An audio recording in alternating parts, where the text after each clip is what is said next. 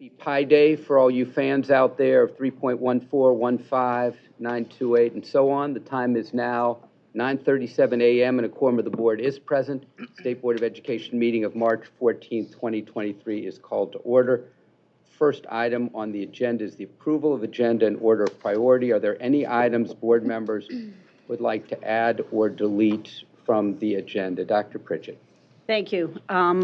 I would like to move to add the resolution on safer school environments. So we have a motion from Dr. Pritchett. Do we have a second? Second from Ms. Lipton. Dr. Pritchett, to you to read it into the record. Thank you. Board members will remember that part of this resolution was approved by this board on October 11, but there have been some changes made to it.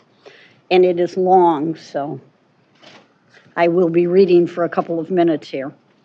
Whereas students, staff, families, and communities have been tremendously affected by the mass shootings that took place at Oxford High School on November 30, 2021, and on the campus of Michigan State University on February 13, 2023, the tragedies collectively resulted in the deaths of 7 students and the injuring of a teacher and 11 students.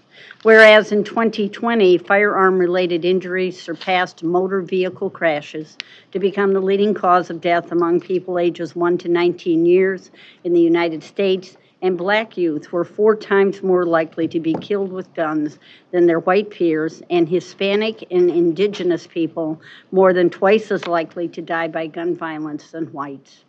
Whereas a statewide poll conducted last fall by EPIC MRA found that there is substantial agreement among Michiganders on the following common sense gun safety initiatives: requiring background checks on all gun sales, including sales at gun shows and other private sales, enacting a child access prevention law that would hold gun owners accountable for the safe storage of firearms, preventing sales of all firearms to people who have been reported to law enforcement as dangerous to themselves or others, requiring a waiting period of at least 3 days after a gun purchase before the gun can be taken home, imposing criminal penalties or fines for those who buy firearms for another person, requiring a person to be age 21 instead of 18 to be able to purchase an assault-style weapon, and establishing a court-issued protection order called an extreme risk protection order.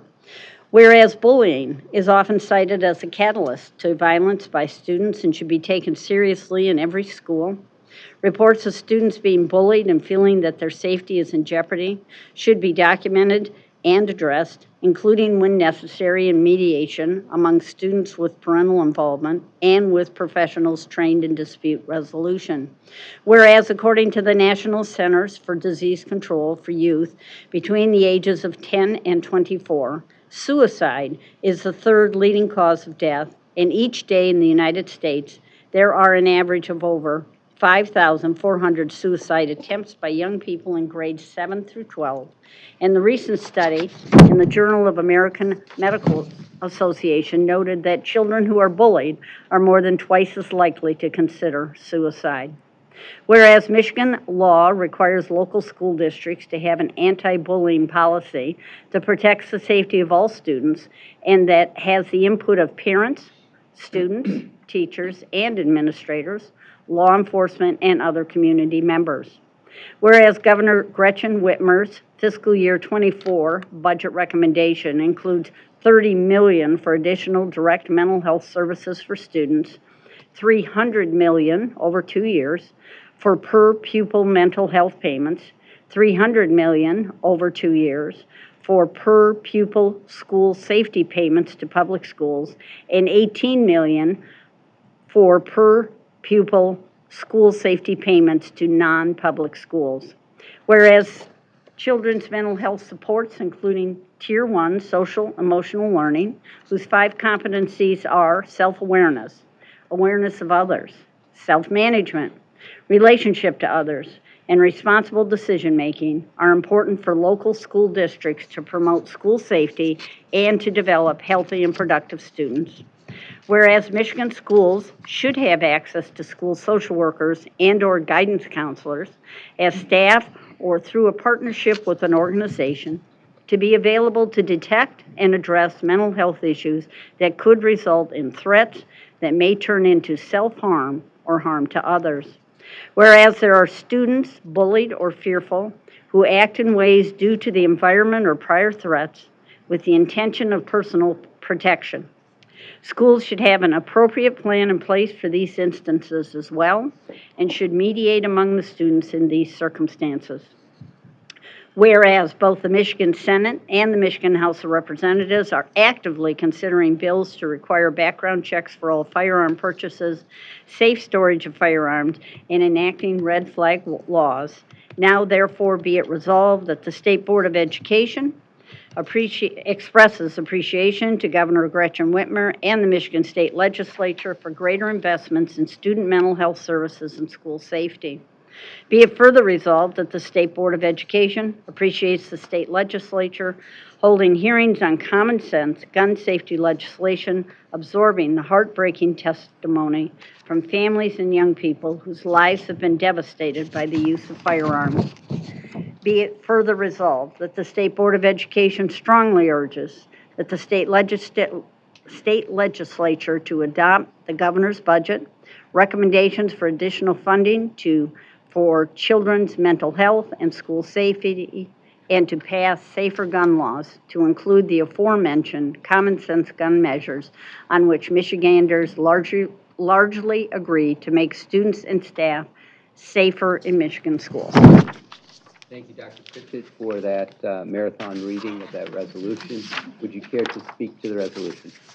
As I indicated in the introduction, this is partly the resolution that was passed by this board on October 11 through discussion at the legislative committee and the fact that the state legislature is currently in discussion and has passed some legislation over the past several days. We felt it was important to take that resolution from October 11 as a base and then add to it some of the more current information, which unfortunately included more tragedy at Michigan State University last month. So that is the resolution that we would like to add to the agenda today for consideration. Very good. So we have a motion, we have a second. Any other discussion about placing it on the agenda? Hearing none, if we could have a roll call vote, Ms. Evans. Yes. Mr. Bullock, absent. Ms. Tipton? Yes. Excuse me, Lipton. Yes. McMillan? Abstain. Pritchett? Yes. Pugh? Yes. Robinson? Yes. Snyder? Abstain. And Tilly? Yes. Motion carries. Do we have any other agenda items for consideration for addition? Dr. Robinson. Yes, would like to enter a statement of support for mandatory training and mentoring, and I'm happy to read the statement. Please. The State Board of Education values the importance. Actually, you know what? You're moving it. If we could have a second first. Sorry. Yep. Second. The second from Dr. Pritchett, and now back to you, Dr. Robinson, to read into the record. Thank you. The State Board of Education values the importance of continuing education, training, and mentoring to improve the knowledge, practice, and relationships of people serving the public. As such, the State Board of Education supports mandatory and funded mentoring of new teachers, new principals, and new superintendents. The State Board of Education also supports mandatory and funded new school board member and new public library member board training, with the goal that local boards be in the best position to act cohesively as good stewards of public funds and work within the parameters of their roles in the best interests of all students and the public. So we have a motion, we have a second. Would you like to speak to the resolution? Well, this was another topic that came up in our legislative committee meeting, and it seems like just good public policy and practice. Very good. So this is a motion to add to the agenda. It's not a motion yet on the merits. Any other discussion? Hearing none. A roll call vote, please, Ms. Evans. Mr. Bullock, absent. Lipton? Yes. McMillan? No. Pritchett? Yes. Pugh? Yes. Robinson? Yes. Snyder? Abstain. And Tilly? Yes. Motion carries. Okay, thank you very much. Do we have any other agenda modifications? Dr. Pugh? I move to place Michigan State Board of Education resolution in support of Michigan Crown Act on the agenda. Very good. So we have a motion by Dr. Pugh. Do we have a second? We have a second by Ms. Lipton. Dr. Pugh, to you to read it into the record, please. And again, this is the Michigan State Board of Education resolution in support of Michigan Crown Act. Whereas Michiganders have faced discrimination because of the way that they choose to wear their hair, whereas 4 studies conducted by Michigan State University show a bias against Black women with natural hairstyles in job recruitment, whereas Michigan's State Board of Education supports all student learning in schools free of discrimination, harassment, and bullying, whereas State Senator Sarah Anthony introduced Senate Bill 90, known as the Crown Act, creating a respectful and open world for natural hair act, in order to eliminate hair discrimination or the denial of employment and educational opportunities because of hair texture or protective hairstyles, including, but not limited to, braids, locks, twists, and bantu knots. Whereas there are 20 states and several municipalities that have passed the Crown Act to provide legal protections against race-based hair discrimination in workplaces and schools, whereas Michigan's Elliott Larson Civil Rights Act, as recently amended by the state legislature, pending governor's signature, will prohibit discrimination in employment, education, housing, and full and equal enjoyment of goods, services, facilities, privileges, advantages, or accommodations of a place of public accommodation or public service because of religion, race, color, national origin, age, sex, sexual orientation, or gender identity or expression, height, weight, familial status, or marital status. Now, therefore, be it resolved that the Michigan State Board of Education supports the passage of Senate Bill 90, which would amend Michigan's Elliott Larson Civil Rights Act to add, race is inclusive of traits historically associated with race, including but not limited to hair texture and protective hairstyles. For purposes of this definition, protective hairstyles includes, but is not limited to, such hairstyles as braids, locks, and twists. So we have a motion, we have a second, we've read it into the record. Any discussion about placing it on the agenda? Anything more? Again, it would just amend the Elliott Larson Act to make sure that it includes hair textures, protective styles, and Michigan is one of 30 states that doesn't have a protection on the books for traditionally Black hairstyles. This is something that now Senator Anthony proposed in the House and has now proposed in the Senate, and it's time that we support and hope that this moves forward for our children. Thank you, Dr. Pugh. Any other discussion? Hearing none, Ms. Evans, a roll call vote. Bullock, absent. Lipton, Yes? McMillan, No. Pritchett, Yes. Pugh, Yes. Robinson, Yes. Snyder, Yes. and Tilly. Yes. Motion carries. We have an agenda that's been amended with 3 additions. Are there any other additions? Hearing, please. Dr. Rice, I just wanted to mention, and I don't know if this needs to be here or not, but we talked about making sure that we discuss minimum wage during the legislative period. I don't know if we need to put that on the agenda now, or do we wait into until next month? But we discussed this during legislative committee, talking about minimum wage and sick leave and the work that Rock, Michigan, and Mothering Justice is doing to move that that work forward. I think it would be good to get a full discussion at legislative hearing and then come back here in April. Okay. Okay, very good. All right, thank you. So we have an agenda amended with the addition of 3 items. Any other discussion? Hearing none. Ms. Evans, a roll call vote on the agenda as amended. Mr. Bullock, absent. Lipton, Yes? McMillan, Actually, point of order, is there a motion to approve the agenda as amended? The answer is yes, thank Is there? you. There should be. Oh, okay. Thank you very much. I appreciate that. Would you like to move it? No. Okay, very good. We have a motion by Dr. Pugh. Do we have a second? Second by Dr. Pritchett. Any other discussion? Thank you very much, Mr. McMillan. Ms. Evans, to you for the roll call vote. Bullock, still absent. Lipton, Yes. McMillan, No. Pritchett, Yes. Pugh, Yes. Robinson, Yes. Snyder, Yes. and Tilly. Yes. Motion carries. Thank you very much. At this time, Ms. Liz Evans, our State Board Executive, will introduce the members of the State Board of Education. Good morning, everyone. You've just been listening to Dr. Michael Rice, Chairperson of the Board and State Superintendent.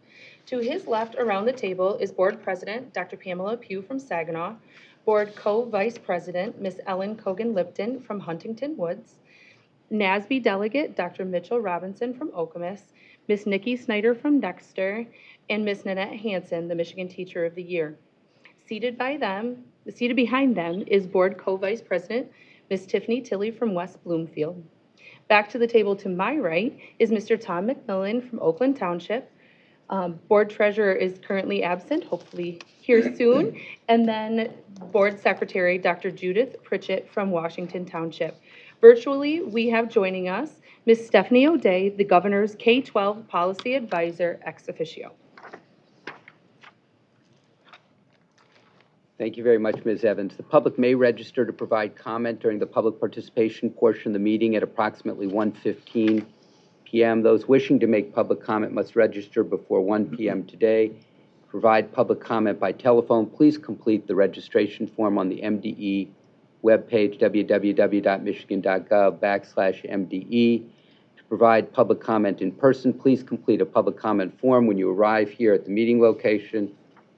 These instructions are listed on the MDE webpage, again, at www.michigan.gov/MDE. Board, it's 9:54. We are going to go to our first discussion item on March is Reading Month. During this presentation, we will share information on March is Reading Month, as well as a collection of short videos of students reading and discussing diverse literature. We welcome our presenters, Dr. Delsa Chapman, Deputy Superintendent for the Division of Educator, Student, and School Supports, and Dr. Scott Kenigsnecht, Deputy Superintendent for the Division of P20 System and Student Transitions. This is an informational presentation. No board action is required, and there will be a PowerPoint presentation. Presenters, welcome. Thank you, Dr. Rice, and good morning, board members. We're here today to celebrate March is Reading Month and to share with you how students are engaging in reading and how MDE is engaging with educators to improve early literacy achievement, the second goal of Michigan's Top 10 Strategic Education Plan.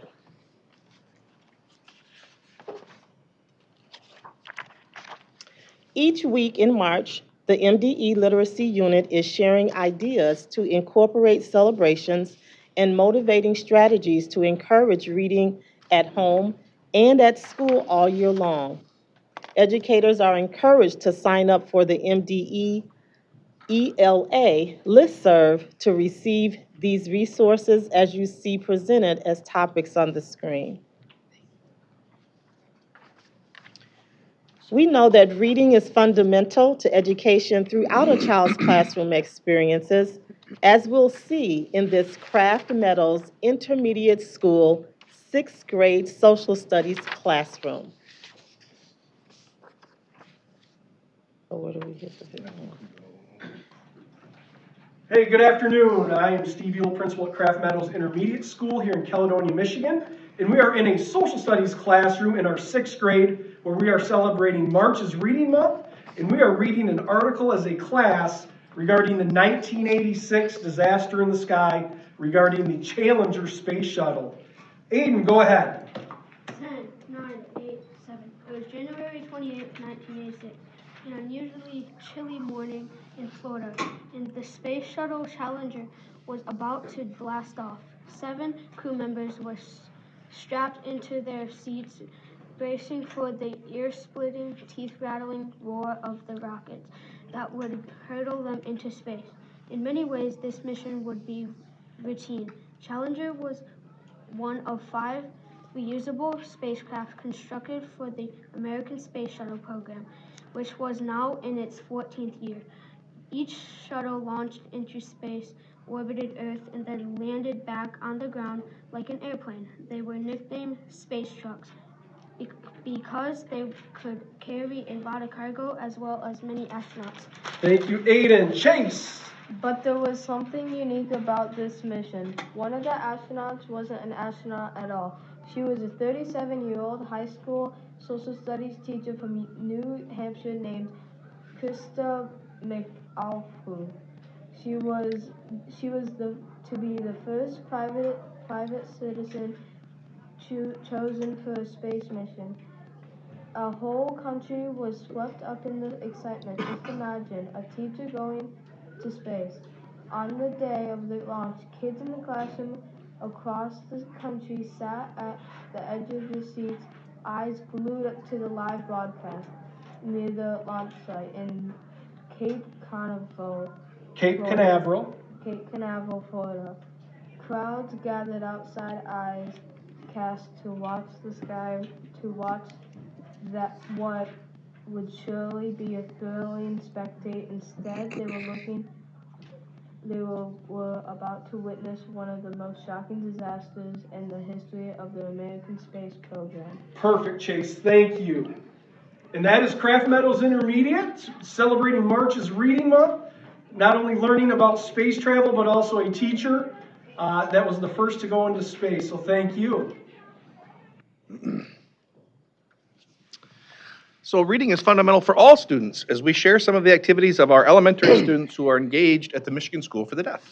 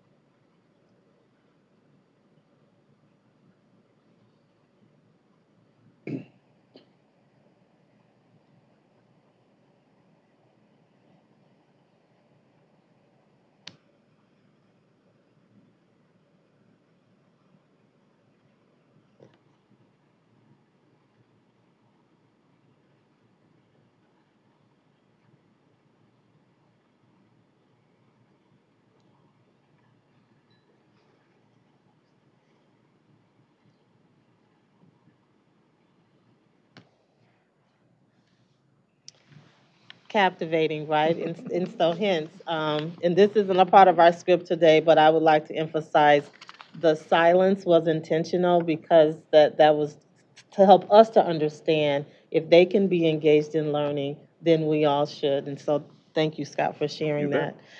As a reminder, Board, MDE is engaged with educators in a number of literacy efforts and provides several literacy resources, as you can see here on the screen. One highlight, as you'll see in the middle of the list, is the Diverse Classroom Libraries Guidance document. We're very excited to add that particular document to our list of resources and efforts.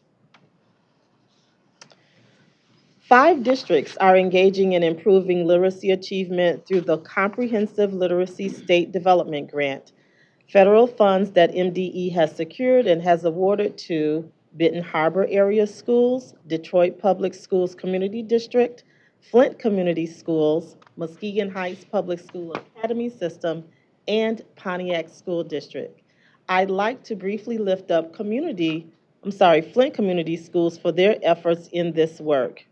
Here we have Taraj of Brownell STEM Academy sharing some of the successes of the grant as a young reader.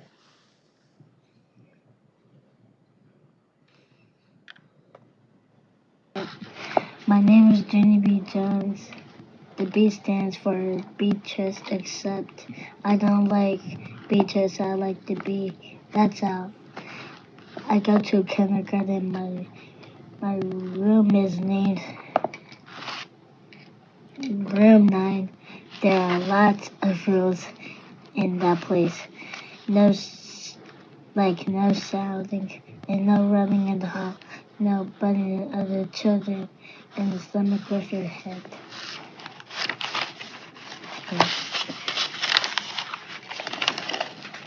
My teacher's name is Mrs.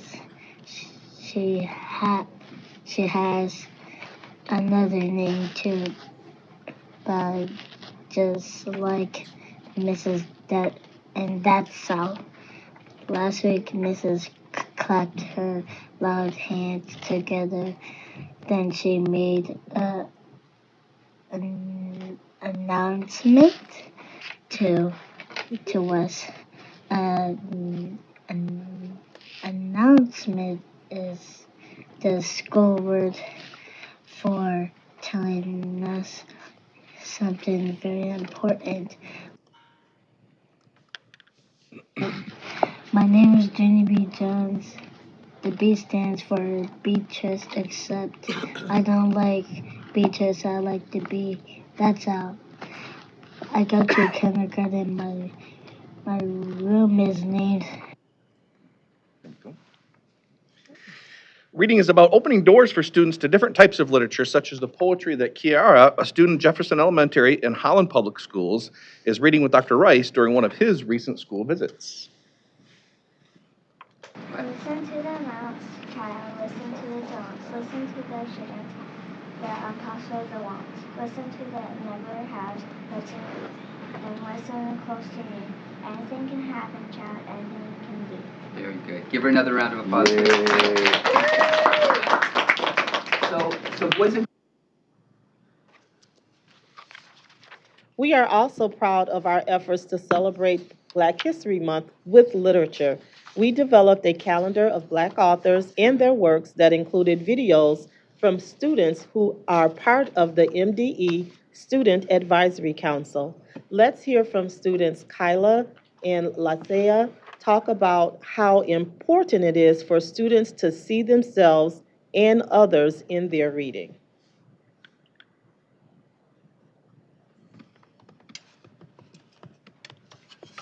Welcome, Lacey.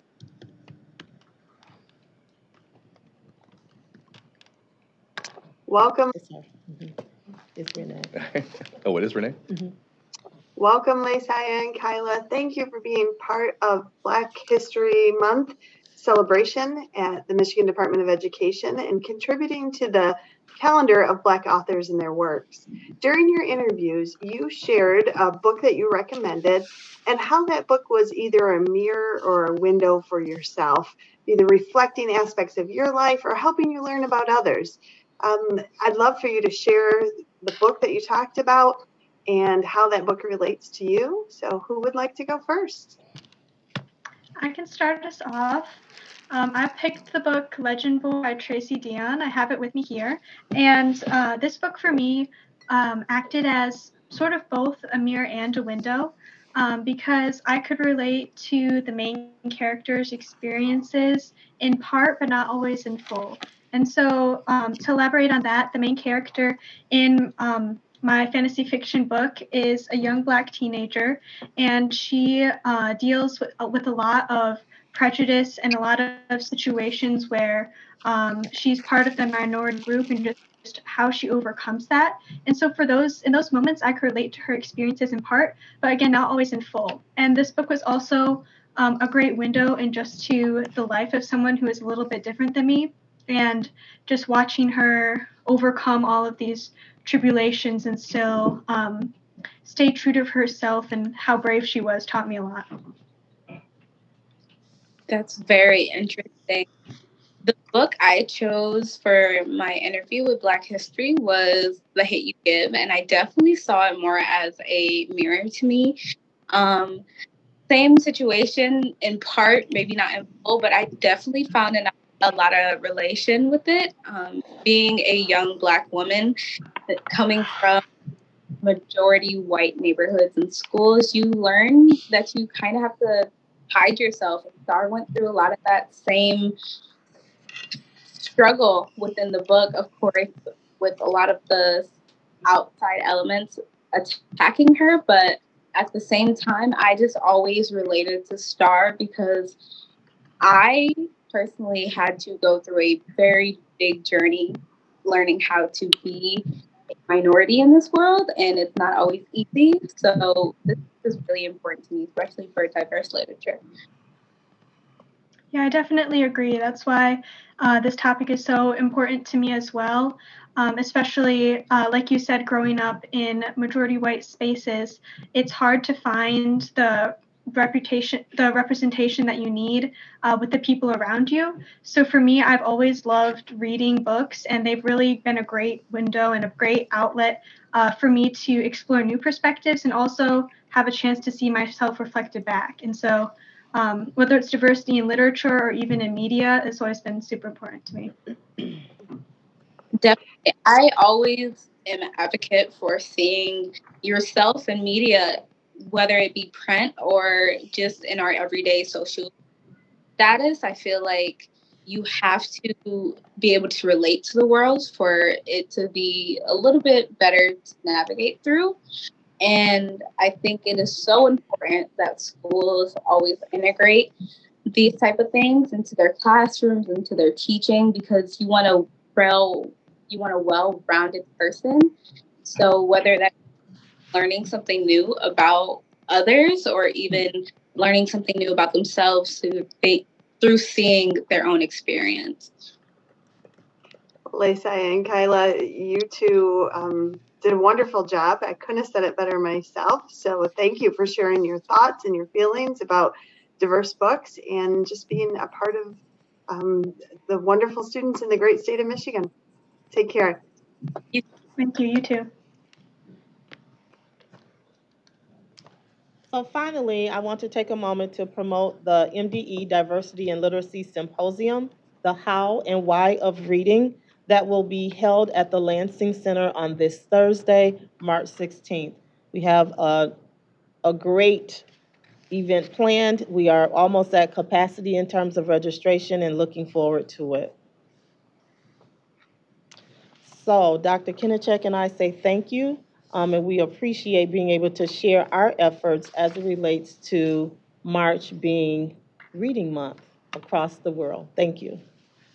Thank you, Dr. Chapman, Dr. Kennichnek. We appreciate that. Board members, comments or questions from you? Thank you so much for that presentation. Really, really powerful. I have two questions. The first question deals with the dissemination of the information to teachers from MDE. My question is, does the department offer any guidance to the next level of dissemination from teachers to parents? The reason why I ask that is because I'm involved in an adult literacy nonprofit, and one of the sort of things that has sort of emanated from their work in Oakland County is the concept of family literacy, and that the literacy of the parents can help to reinforce the literacy of what's taught in schools. The challenge has been to actually elevate that amongst family members. And obviously, people are busy, what have you. But that's my first question in terms of, is there a strategy from teacher, school, then to family supports in terms of that? My second question is the Michigan School for the Deaf. Where's that located? In Flint, Michigan. It's in Flint, okay. So does that require the student, I saw a lot of young students there. Does that involve the students like living there? In other words, how does that get disseminated around the state Sure. So in terms of the techniques? which question would you like to start with? Would you start with that one or go back to the family literacy? It's your choice. I guess maybe the second one Sure, first, because that sure. seems like that's probably more direct. Yep, so we have about 120 students, give or take, at the Michigan School for the Deaf. Placement there is an IEP team decision, so it involves the local district, involves the parents, obviously.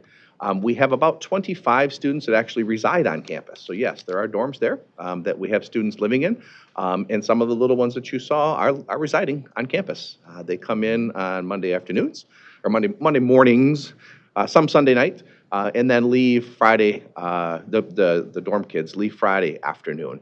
A majority of the students are bused in from school districts around Flint, yeah.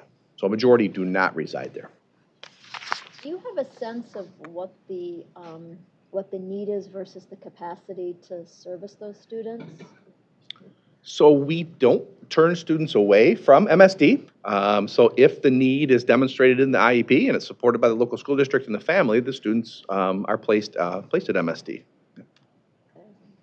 But do we have any sense of, I'm just curious as to, what's the potential? Sure. Yep, I can speak to that too. So there are about 2,500 students who have the eligibility category of deaf and hard of hearing across the state. So for a little context, about 2,500, that varies.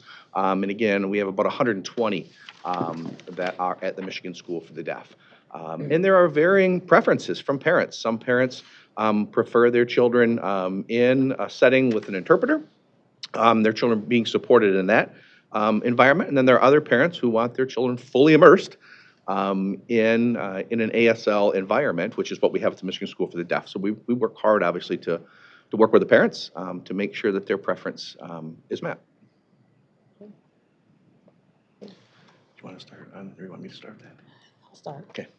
So thank you, Ms. Lipton, for the first question. And yes, we are moving forward with efforts to lift and promote family literacy.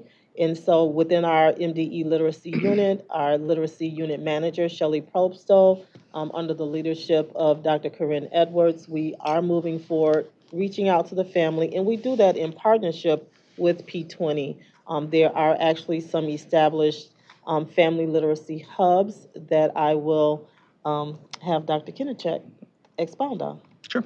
So as Dr. Chapman said, it's a excellent partnership between the divisions. We do have 10 literacy hubs that exist right now across the state. They are part of what we call at the department the PDGB 5 grant. That is the Preschool Development Birth Through 5 grant that were established during this past grant cycle. We did submit a budget ask to the executive office to continue that programming post-grant. And we're pleased to share that the governor's budget does have funds in there to continue these literacy hubs at the regional level. We also have done a great deal of work around family engagement in general. Over the last 5 years since I've been here, it was difficult during COVID because we were working to mitigate the effects of COVID on teaching and learning. But we did publish what's called the My Family Engagement Framework. There's a framework that was created by a team here at the department. That too was cross-division. From Dr. Golzinski's division, a gentleman named Scott Martin is very active. From Dr. Chapman's division, Al Thomas. And for me, it was Noel Kelty and is now Johnny Tayton. Again, a similar theme here. We did put in a budget request for additional FTEs around family engagement because the work to date is another thing on somebody's plate. So Scott has a full-time job, Al has a full-time job, and Johnny has a full-time job. So we did put together a proposal for extra supports around family engagement. We are again pleased to let you know that the governor did put that in her proposed budget. So that's an area that we really hope that we can continue to advance. Thank you. Other questions or comments?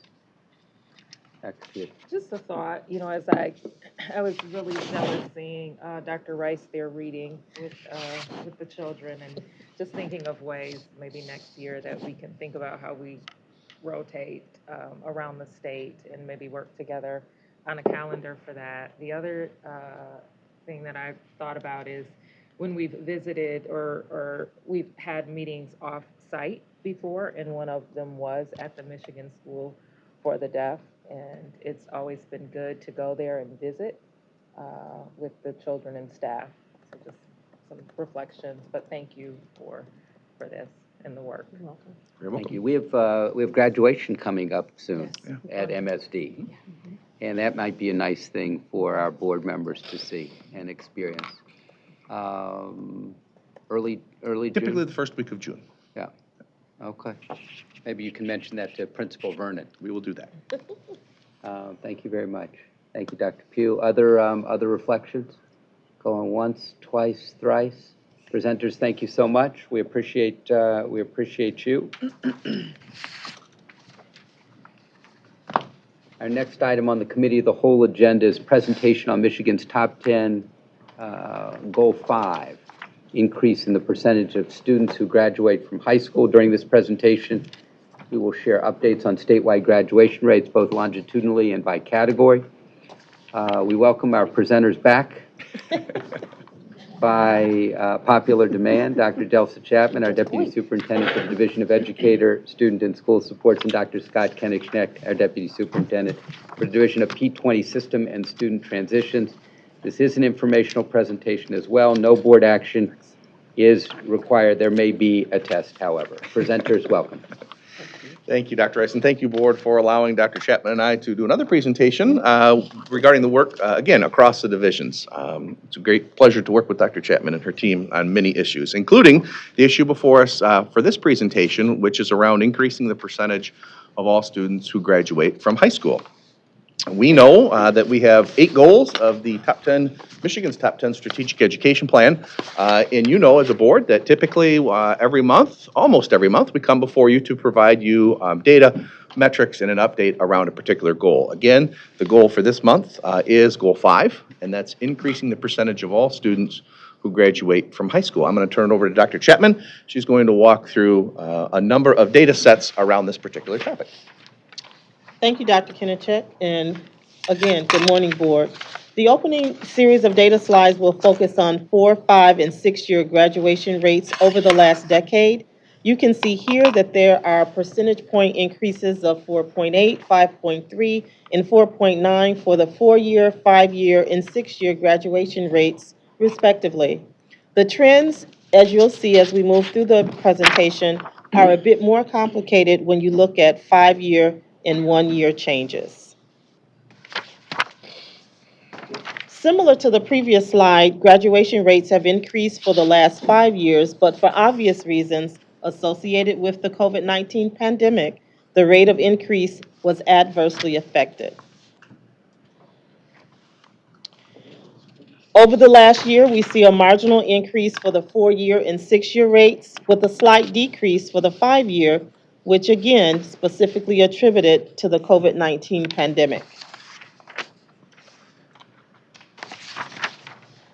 The next several slides will share our data story here in Michigan, specific to student groups by ethnicity, and we will begin with Asian.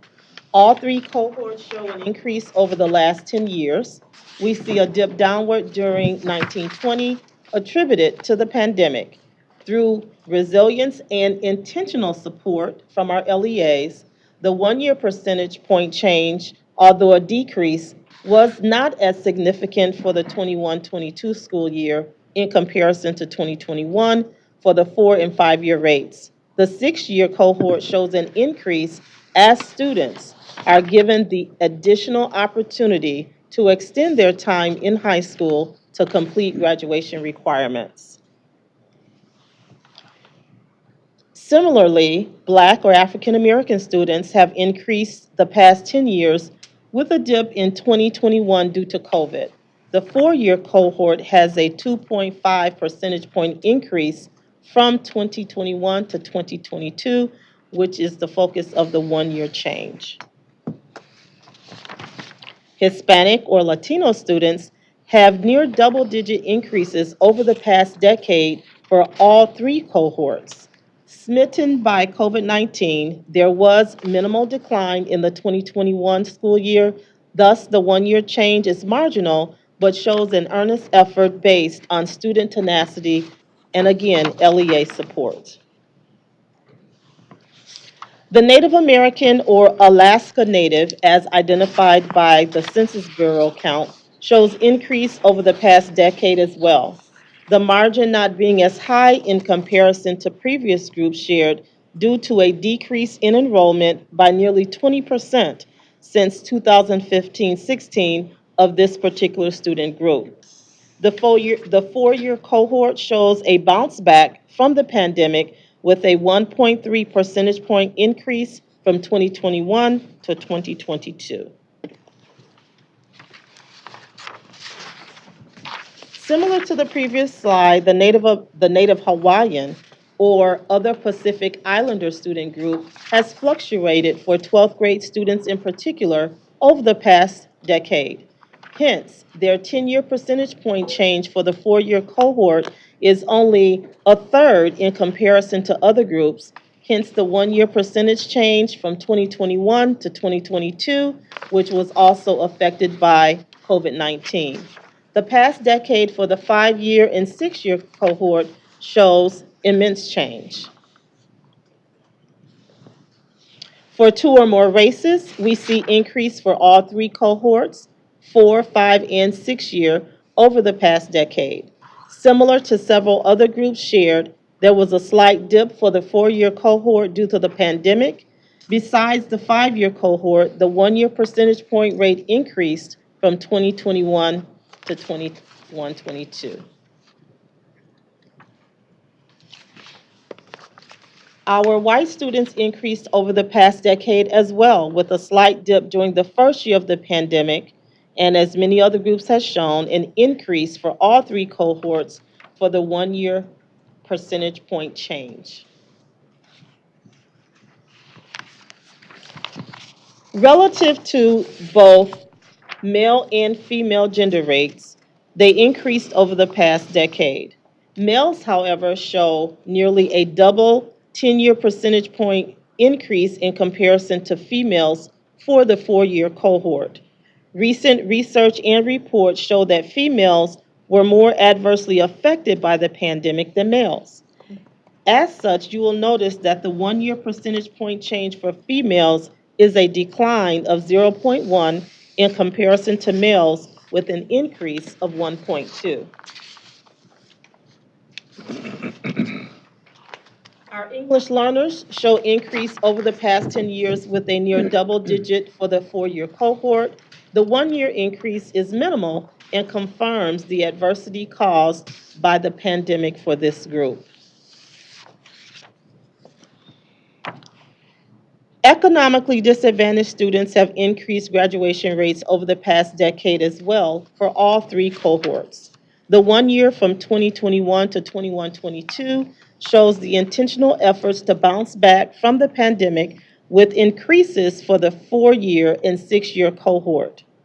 The not economically disadvantaged student group, or those of families or caregivers with greater financial means, shows similar one-year increases, but also show a near 20-point difference in the percentage of students who graduate in either the 4, 5, or 6-year cohort.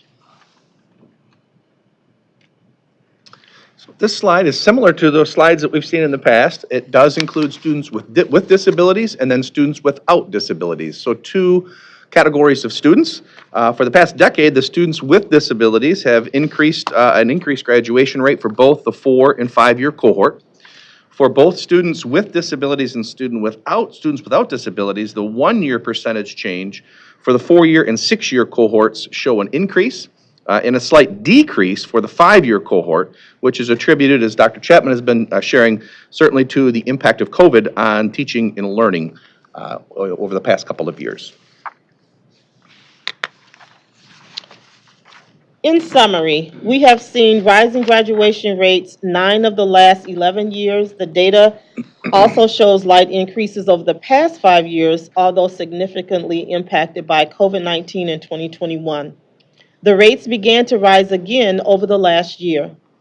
There are sizable differences which continue to exist between the various student groups that we've shared today, and definitely require continued attention and effort of local and intermediate school districts, the Michigan Department of Education, and yes, the state legislature.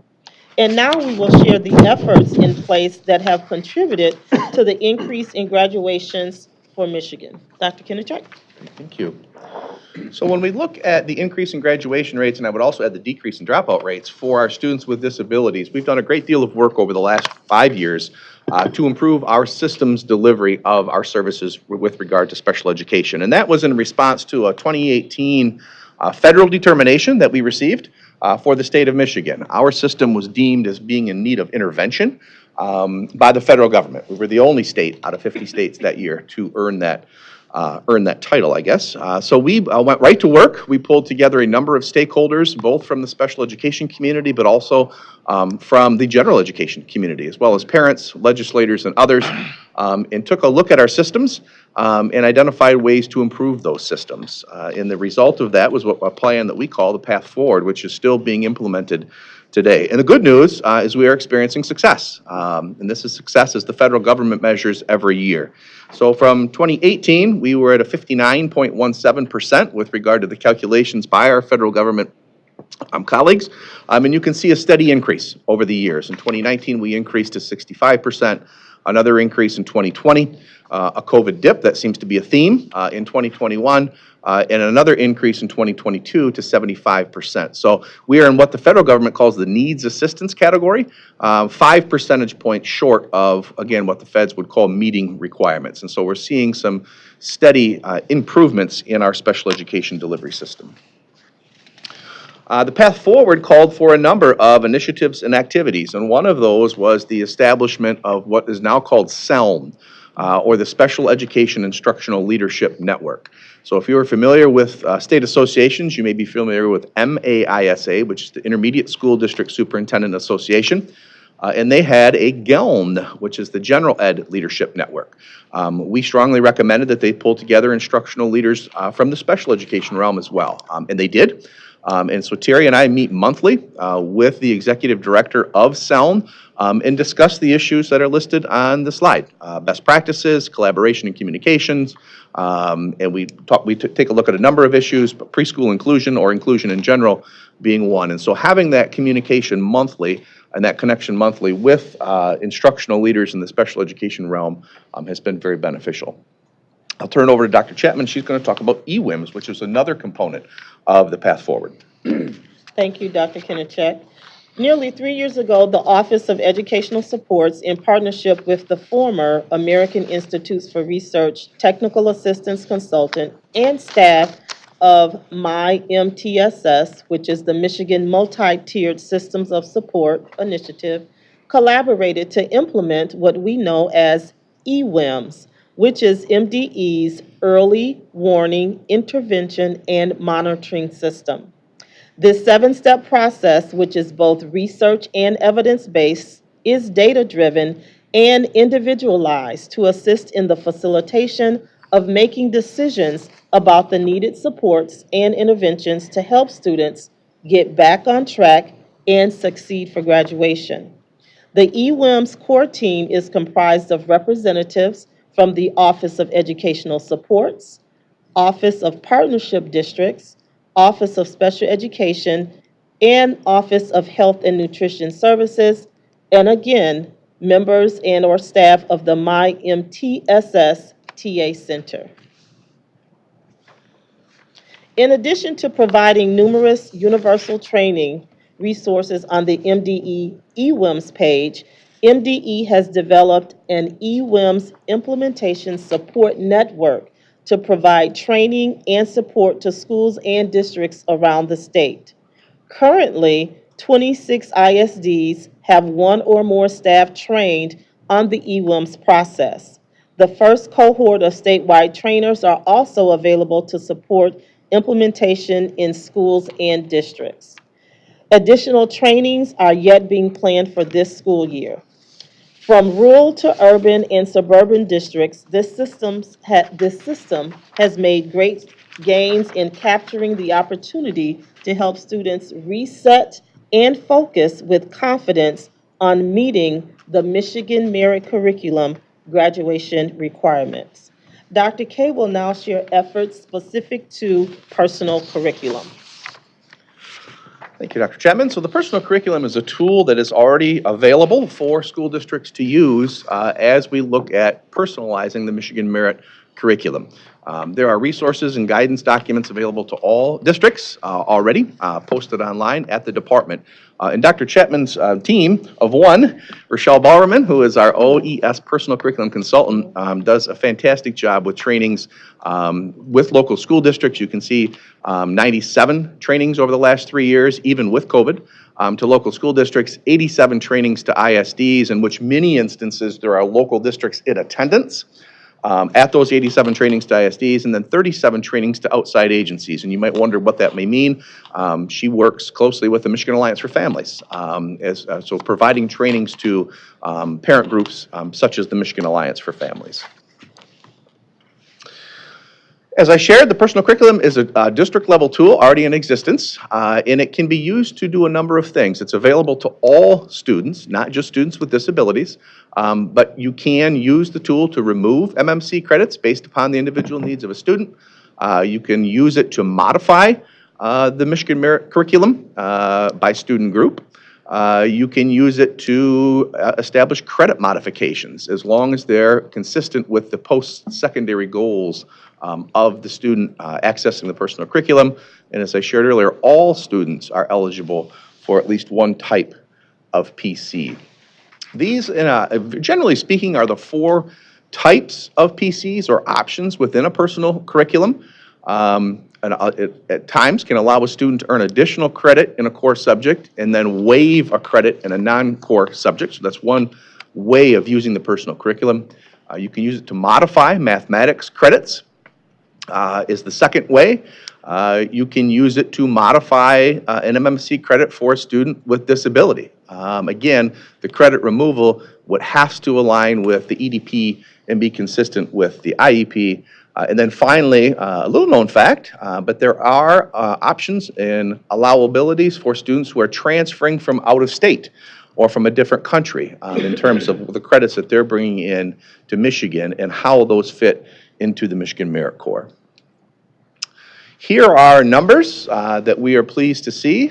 You can see that personal curriculum use continues to grow. You can see the 16-17 numbers at the top of the graph going down to 2021. And you can see that there's been about a 30% increase since 2016-2017 to where we are now at about 11,800 students accessing the personal curriculum. This particular slide shows the 4 PC types that I talked about, and you will notice that the number is higher than the 11,800. That's because one PC, one personal curriculum, can contain multiple modifications. And so what this slide shows is exactly that. By grade and then by the type of modification that was requested, obviously with the total on the right-hand side. Again, the objectives of a personal curriculum is to personalize the curriculum and to enhance the relevance for students as they journey through their high school career. It also is designed to provide access to the Michigan AmeriCorps content knowledge and maintain integrity of the diploma by individualizing the pathways. Turn it over to Dr. Chapman to close. Thank you, Dr. Kinnichek. And so here we want to present an additional effort, our graduation rate guidance, volume 1, specific to high school. Volume 1 was released in November of 2022. The MDE researched the evidence-based practices around decreasing the dropout rate and synthesized that information into a guidance document around increasing the graduation rates. That information is organized into these 4 overarching strategies that you see here on the screen. We're happy to report that we have forthcoming this spring of 2023, Volume 2, which focuses on middle school. The middle school document itself focuses on grades 6 through 8 school experience and the need for intentionality on syncing the transition from middle to high school.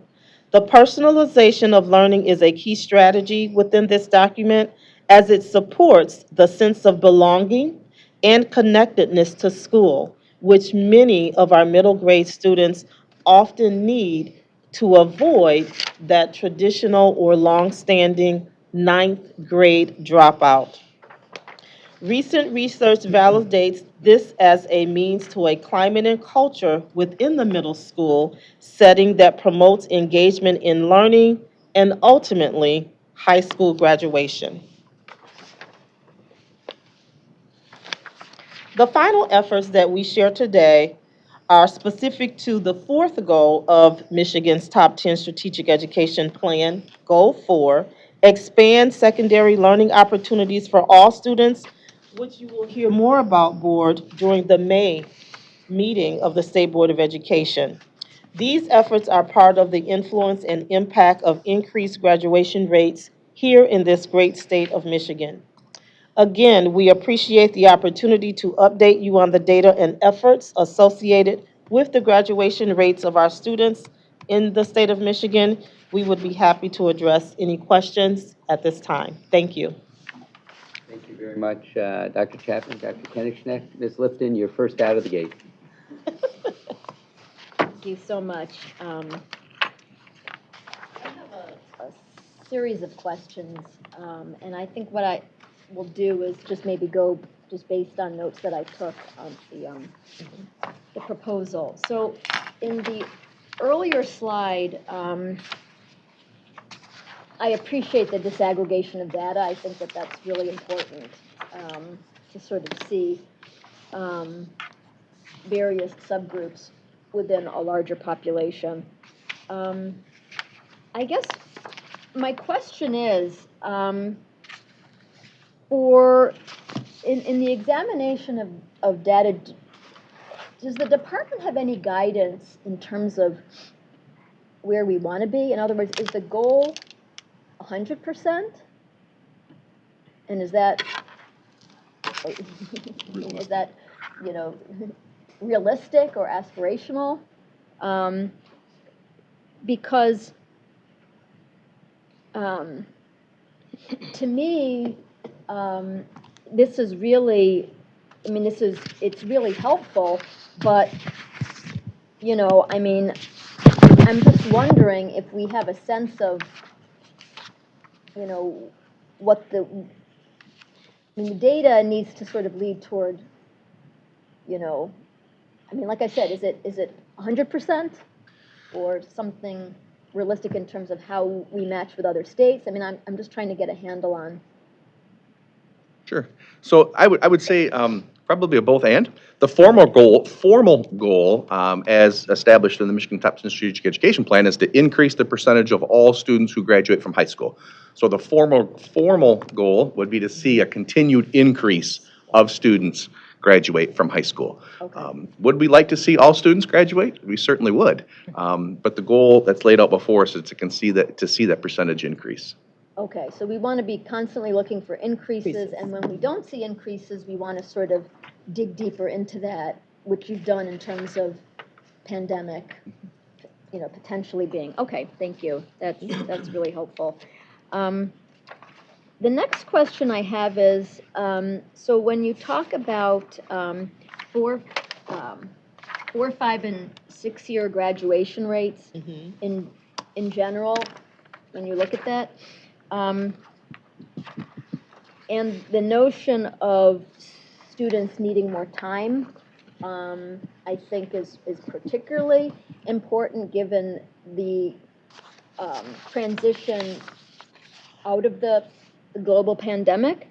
Can you just give us some information on, realistically on the ground, what that looks like?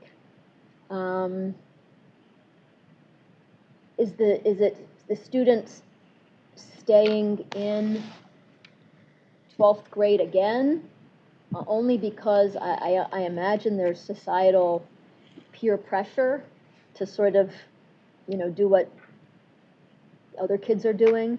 Does it involve, what does that on the ground look like when you're looking at 5 and 6-year graduation rates? That's an excellent question, and as a former director of high schools in my career, it's very important. And so LEAs across the state have the autonomy to determine how they would like to move that forward. For many of our districts, they are very engaging and interactive with our students. And so, yes, right within that high school, they have opportunity for students to participate during the traditional school day setting. But keeping in mind, some students, they don't want everyone to know that they are of a 5th-year senior or a 6-year senior. So based on technology, and thank goodness for technology, we know daily that it can be friend or foe. We appreciate that through technology, many LEAs, Ms. Lipton, have incorporated digital platforms where the student can continue in that 5th year outside of school in their own home setting, or there are alternative school hours, either before school, at a particular point during the traditional school day, and many LEAs have incorporated evening or after, what we call after school time hours, to make that learning available. So it varies. It varies. It depends on what's going to work best for the students that the LEA serves. So that makes sense. Is there some sort of a requirement, or is there a requirement that every LEA have something to offer, or is it, well, I guess my question is it something that how do we know that every LEA has such a plan, if you will, or might they rely on the ISD? Where does that sort of supervision, if any, come from? I'll start if you don't mind. I'll start on the Sure. special ed side if you don't mind, because Yeah. it's a little more formalized, obviously, due to the student's IEP. So in that instance, I think we're saying the same thing. I would say every local has a plan in that there are transition programs available to students in some instances. We know that in Michigan, we educate students up to age 26. In those IEPs and transition plans can accommodate for a 5th year of graduation or a 6th year of graduation. Does each local district have a transition program? No. But every ISD would have some type of transition programming available to students that may, not always, but that may lead to a 5th year graduation or 6th year graduation. And again, that's literally IEP by IEP, need by need, student by student. So from a special ed point of view, it's a little more formalized. Again, not every local district has their own transition program. A lot of the larger ones do. The smaller ones would rely more on their ISDs. So. Okay. Would it be a best practice to ask every LEA to work with their ISD to have a plan, particularly in light of the pandemic. It seems to me that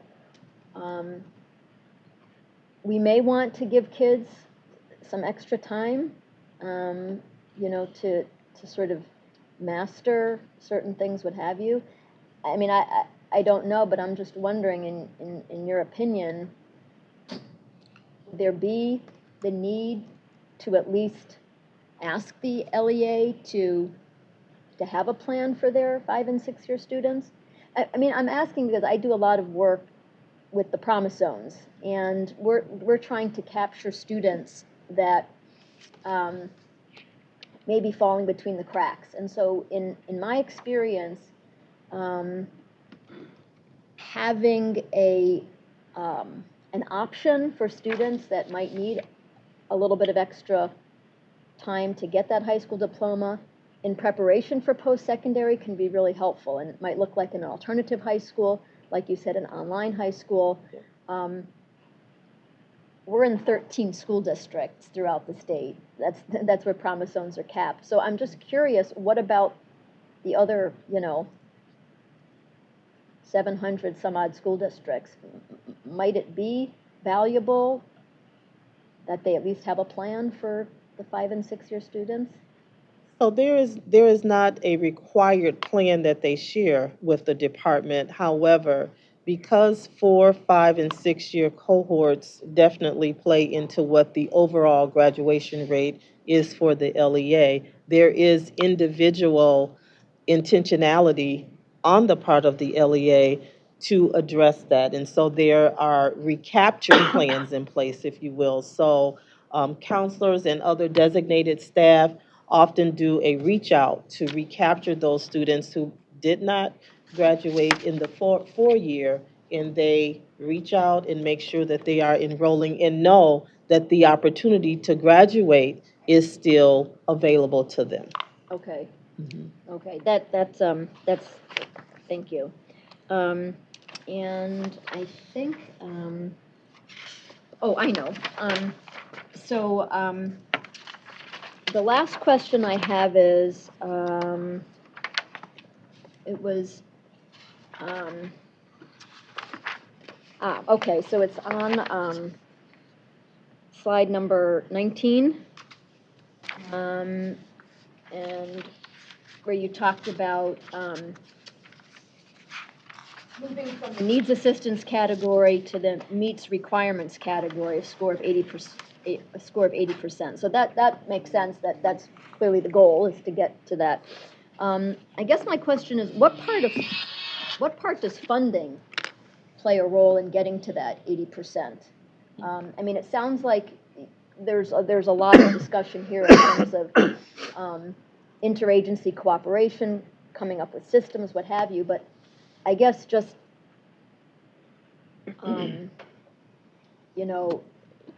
knowing that I tend to believe that additional funding does matter in public education.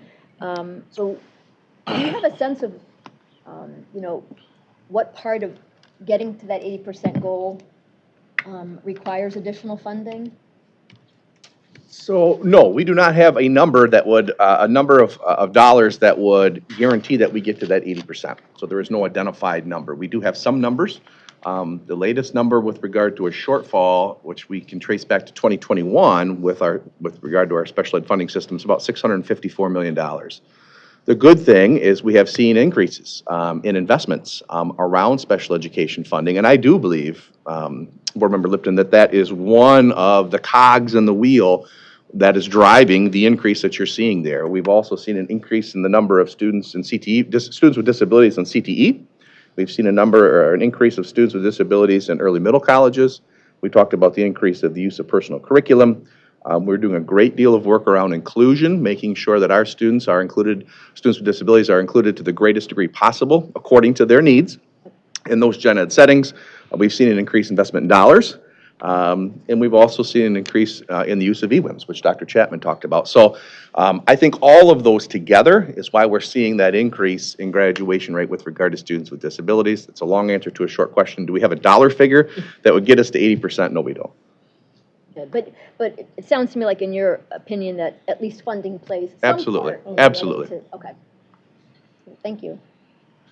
Thank you very much, Ms. Lipton. Presenters, other questions or comments? Mr. Bullock. So actually, remember, Lipton just, my brain was already moving, and then there's a whole lot of curiosity about things, and she jumped all around. Sorry. The graduation rates trending upward, trying to get to a new kind of drop during the pandemic. But either way, are there any identifiable, like, is there data on identifiable trends or any quantifiable characteristics that you pinpoint to go after in achieving that goal? Like in the gender one, we had it drop for girls just a little bit more than it did for the fellas.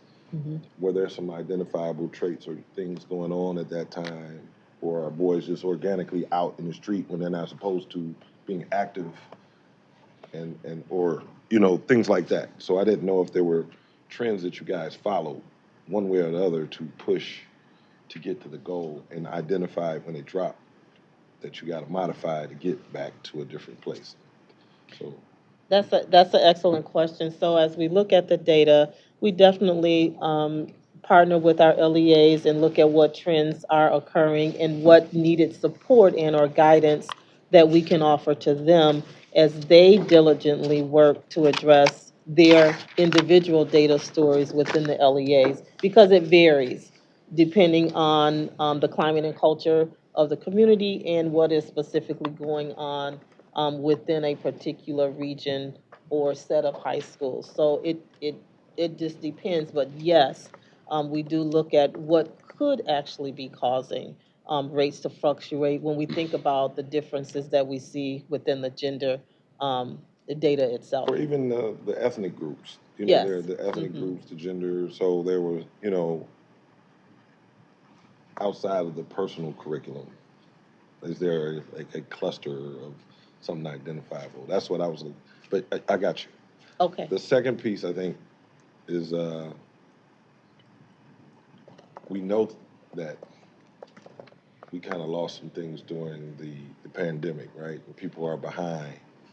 And it brought up personal issues in my family. So I had two nephews that,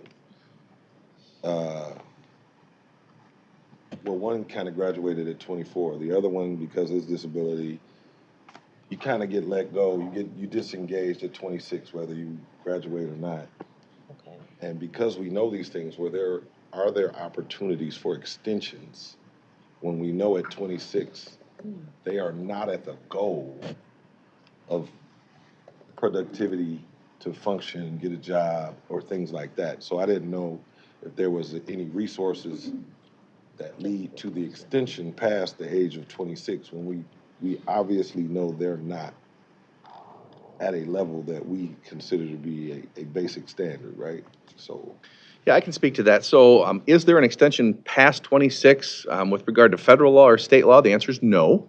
But that's where the partnerships with community agencies come in. Yeah. So there are community mental healths or CMHs all across the state that provide different type of services and programmings to, in a sense, at that point in time, adults with disabilities. There's also MRS or Michigan Rehab Services, which when tapped will provide job coaching, pre-employment training in those types of things. And so there are other types of outside entities. The Disability Network is another community agency. So from a school point of view, yes, it stops at 26, but that's where that final IEP, there should be a warm handoff to the community agencies out there and the supports that they can provide. Okay, so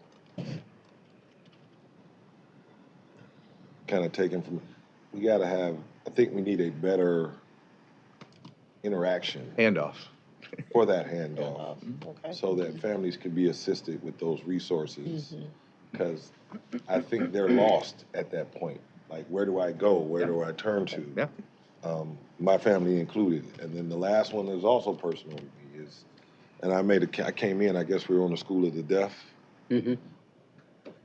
My family is the ones who are of vision impairment. So what do we have? I didn't hear any stats or things about. So we used to have a Michigan School for the Blind that does not exist anymore. Yes. We still have Michigan School for the Deaf. We do have some programming actually through the department at Camp Tushmahita for students with visual impairments and their families. It is not any type of residential program, but it is, there are evening activities, weekend activities for students with visual impairments. Now, it's in Greenville, Michigan, which is in the heart of Michigan, so from an accessibility point of view, it's not something that somebody may be able to easily drive to, but that is something that we offer at the department. Beyond that, it would be those services that are available through the local school districts or their ISDs. So the relationships that the school districts have with the resources, again, I think we need a better bridge to helping families find those resources. Instead of, I think we kind of work in our silos a little bit. Thank you. Mm-hmm. Thank you. Other questions, Mr. Bullock? No, sir. Thank you, sir. Otherwise, great presentation. Thank you. Other board members? Just real quick, when I looked at the numbers and like some of the percentage point differences, are there margins of error that we consider?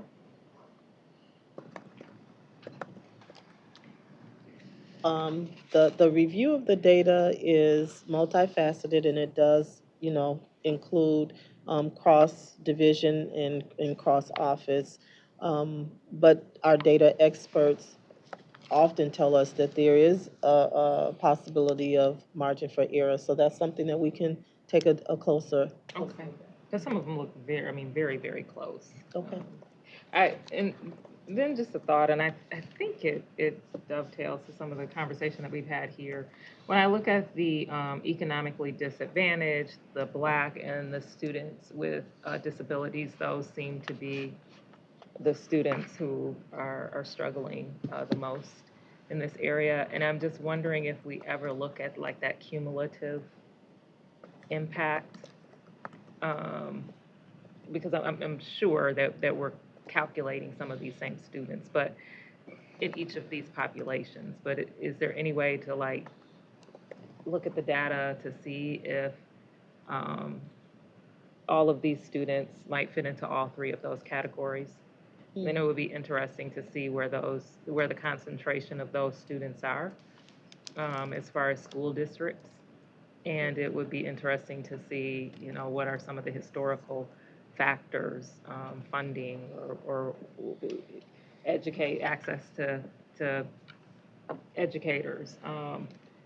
So that's a thought that I had. And then I might have heard you, when you said the Native American and Alaska Natives, did you say that their population decreased? Did you say that the population?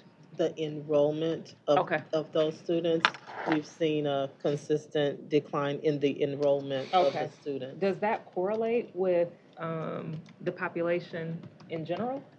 Have we looked at that? We have not did a correlation on that, but that's something that we can take a close look at in terms of their population here in the state of Michigan. Okay.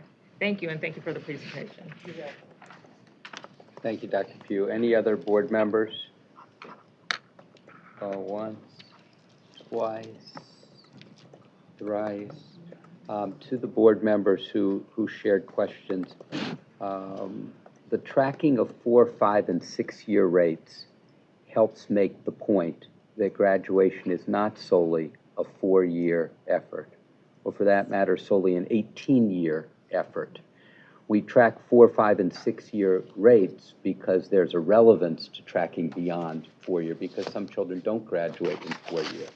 For this reason, we've tried to eliminate the term on-track graduation, because it creates the perception that somehow you are off track if you don't graduate in 4 years. I might add, in higher education, or so-called higher education, they track 6-year graduation as a matter of course. I place no value judgment on how many years it takes you to get through a program. That's dependent upon an enormous number of factors. And I think we do well not to place judgment on anybody's personal path through higher education. So we track 4, 5, and 6-year rates. We encourage people to work with young people well beyond 4 years, well beyond 18 years, if you will. We provide guidance around particular population, particular challenges. We also provide guidance around particular remedies to those challenges. For example, tutoring, for example, mentoring, for example, discrete efforts to address discrete issues, for example, the personal curricula. You have some young people who have very, very discrete academic issues. You have others that have socio-emotional issues with which they're struggling. Then you have young people who have no adults in their lives. And when you pair them with an adult who obviously cares about them, all of a sudden that mentoring leads to higher student achievement. That they saw an adult caring about, pouring into, and they work more substantially. There needs to be LEA by LEA reflection. This is not just a global issue. So our report that we put out, and second report that we will put out, gives school districts a menu of reflections from which to choose. But that doesn't necessarily mean that any one element or multiple elements will work for a given district. You pick and choose. I remember in my former district, 9 years ago, we were working on African American male graduation rate, and I was doing it with the black churches in town, with some of the black community-based organizations in town. It was an effort around the intersection of gender and ethnicity in a town that was predominantly of color, and at least its student enrollment was predominantly of color, not the entire town, but the student enrollment.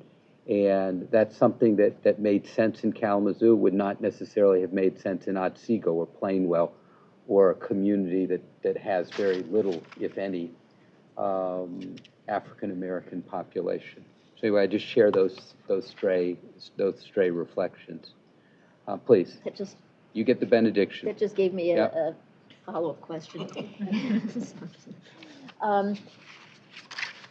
Is the plan, at least, of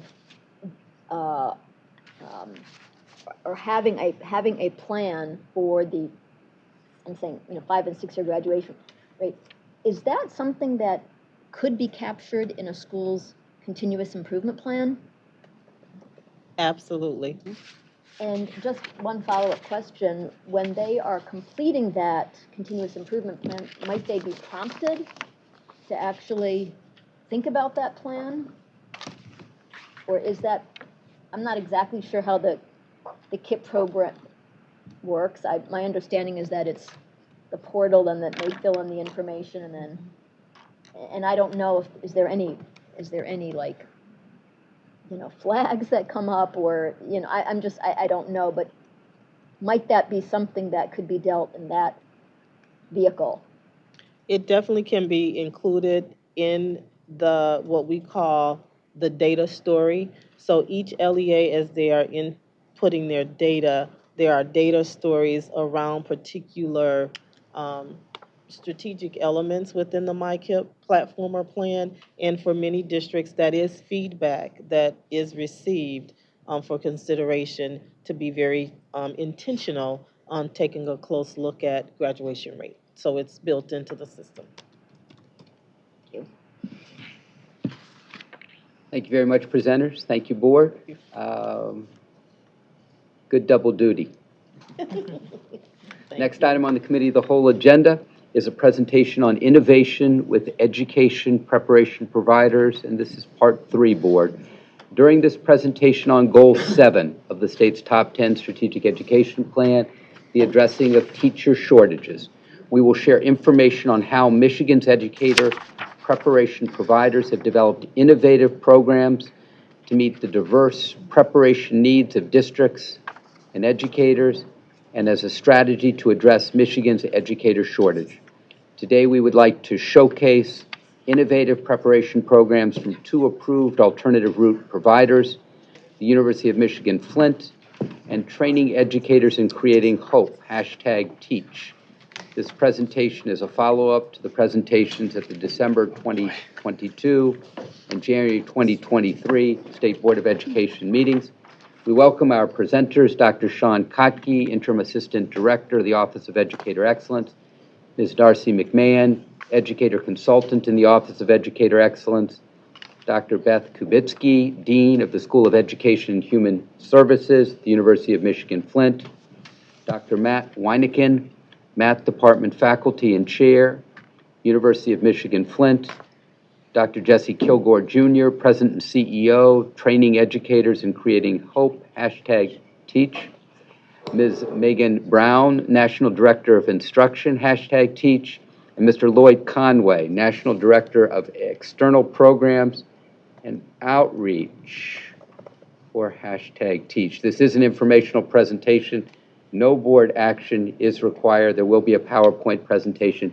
Presenters, many of you, welcome. Thank you. Good morning, and thank you. It's our third of our presentations. We have some very, very special programs to highlight for you today. And to introduce them, pass it to Darcy McMahon, our higher education consultant who leads on alternative route program review. Good morning. We're happy to be here this morning, sharing another installment of our innovative teacher prep programs. In the past presentations, there have been interest and questions around alternative route providers to certification providers. And we're pleased to have with us today two of our innovative alternative route programs to share their good work in preparing teachers. We are joined by Dr. Beth Kubitsky and Dr. Matt Weiniken from U of M Flint to share about their MAC program to start us off. Well, thank you very much. Oops, there we go. So thank you very much for having us. We're very excited to share about our MAC program. I'm Dr. Beth Kubitsky, and my background is actually in sciences, and I went through, back in the day, in the 80s, I went through a master's program in physics education and used it as a way to get my teaching certificate while taking all the professional courses as electives. And these kinds of flexibility around teacher preparation, while still quality teacher preparation, have been around for a while. And so today we're going to talk a little bit about our Master's of Arts in Secondary Certification, which allows the students to earn their interim teaching certificate while working towards a master's degree. Next slide, please. So first we're going to talk about the data that we have to date and how we've made an impact with teacher preparation, the history of what the program looked at, and then kind of where we're going and the things we've learned from this process. And we'll try to do so very quickly to leave time for questions. So I'm going to turn this over to Dr. Weiniken, who's been around since the program started and can share some of that wisdom. And we've got someone here who's also been around. Yep. Great, thank you, thank you. So a little bit of data to start here. So we've had a total of 88 interim certificates, which is the interim certificate is the certificate that you earn through an alternate route program in Michigan. And we've had 88 of those since the program started in 2012. You'll see the first one then was awarded, well, we started actually in January of 2012, so that was not quite 2 years later. And then for a period of time, from 2013 to 2017, we have the data showing that we had 44 graduates during that time period in our master's program. 36 of those earned the interim certificate, which was 82% of those graduates. And then since you hold that interim certificate for up to 5 years, before you're eligible to earn the standard certificate, we have to show that 28 of those 36 eventually earned their standard certificate, including one, I guess, with an administration certification. Let's see, the demographic data is repeated on the next slide, I believe, so we can go to that. Thank you. So let's see. Within our MAC program, where we've had now a total of 139 people in the program over these 13 years, we have 30% people of color, of which 25% were black and 40% were male. And we're comparing that to our the demographic data in our traditional programs, which includes our elementary program, which tends to be predominantly white female. You can see the numbers there are lower. And next slide, please. And some remarks about when we got started there. Looking at the second bullet there, the program was started by the winning of a competitive grant.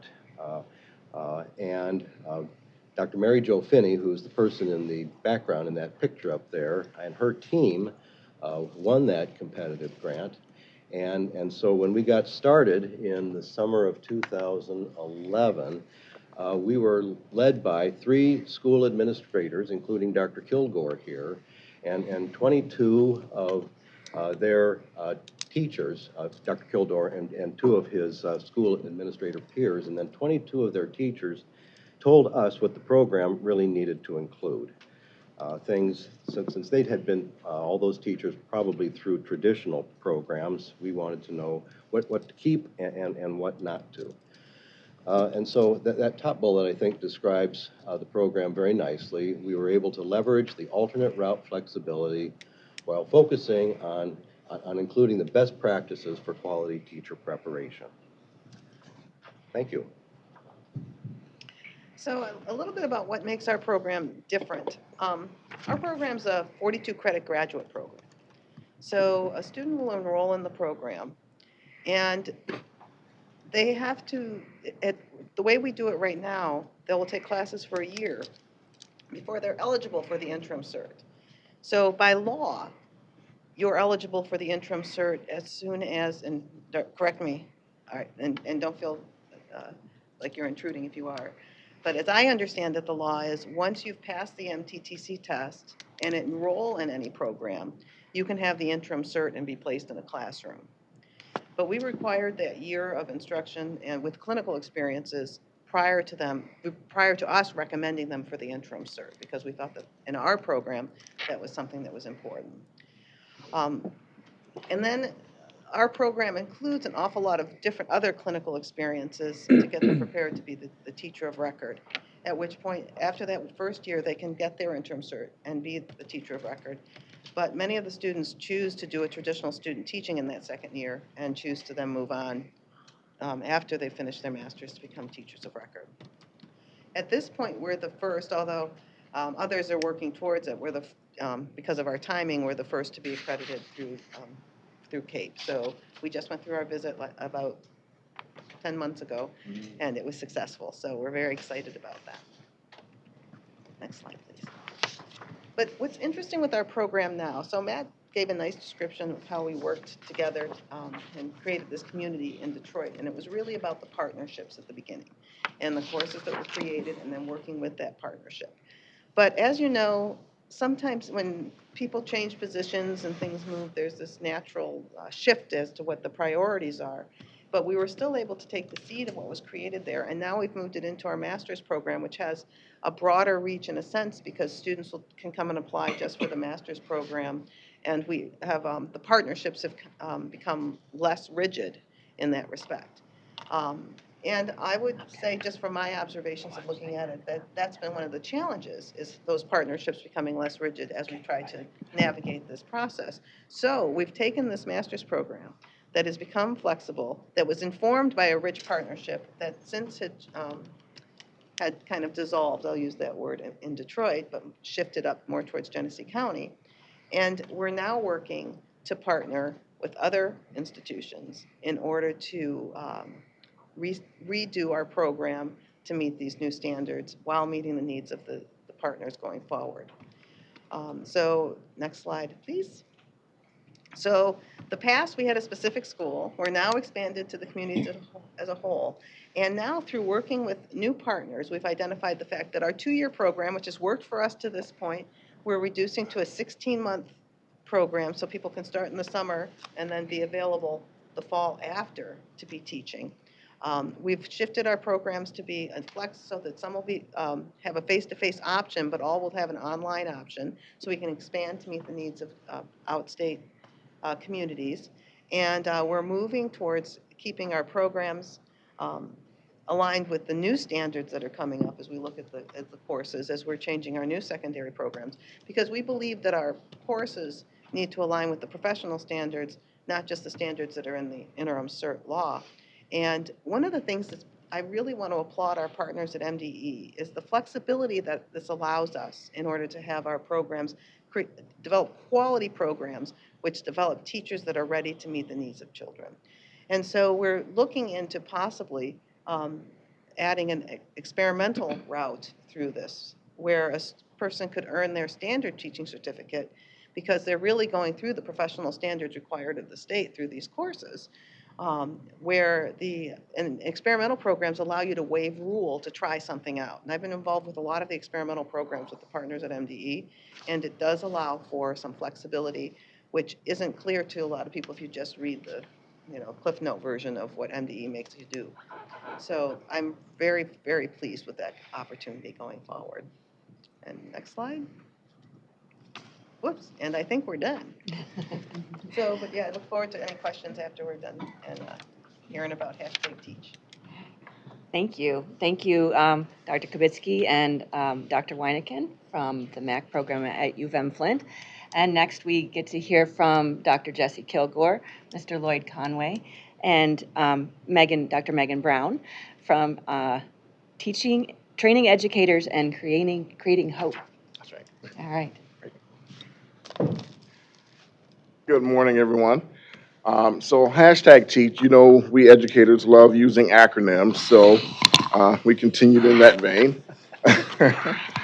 And so #Teach, we started in 2018.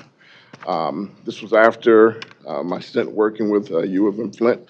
Their program did some research, additional research on this whole alternative certification thing, and decided to move forward with this initiative.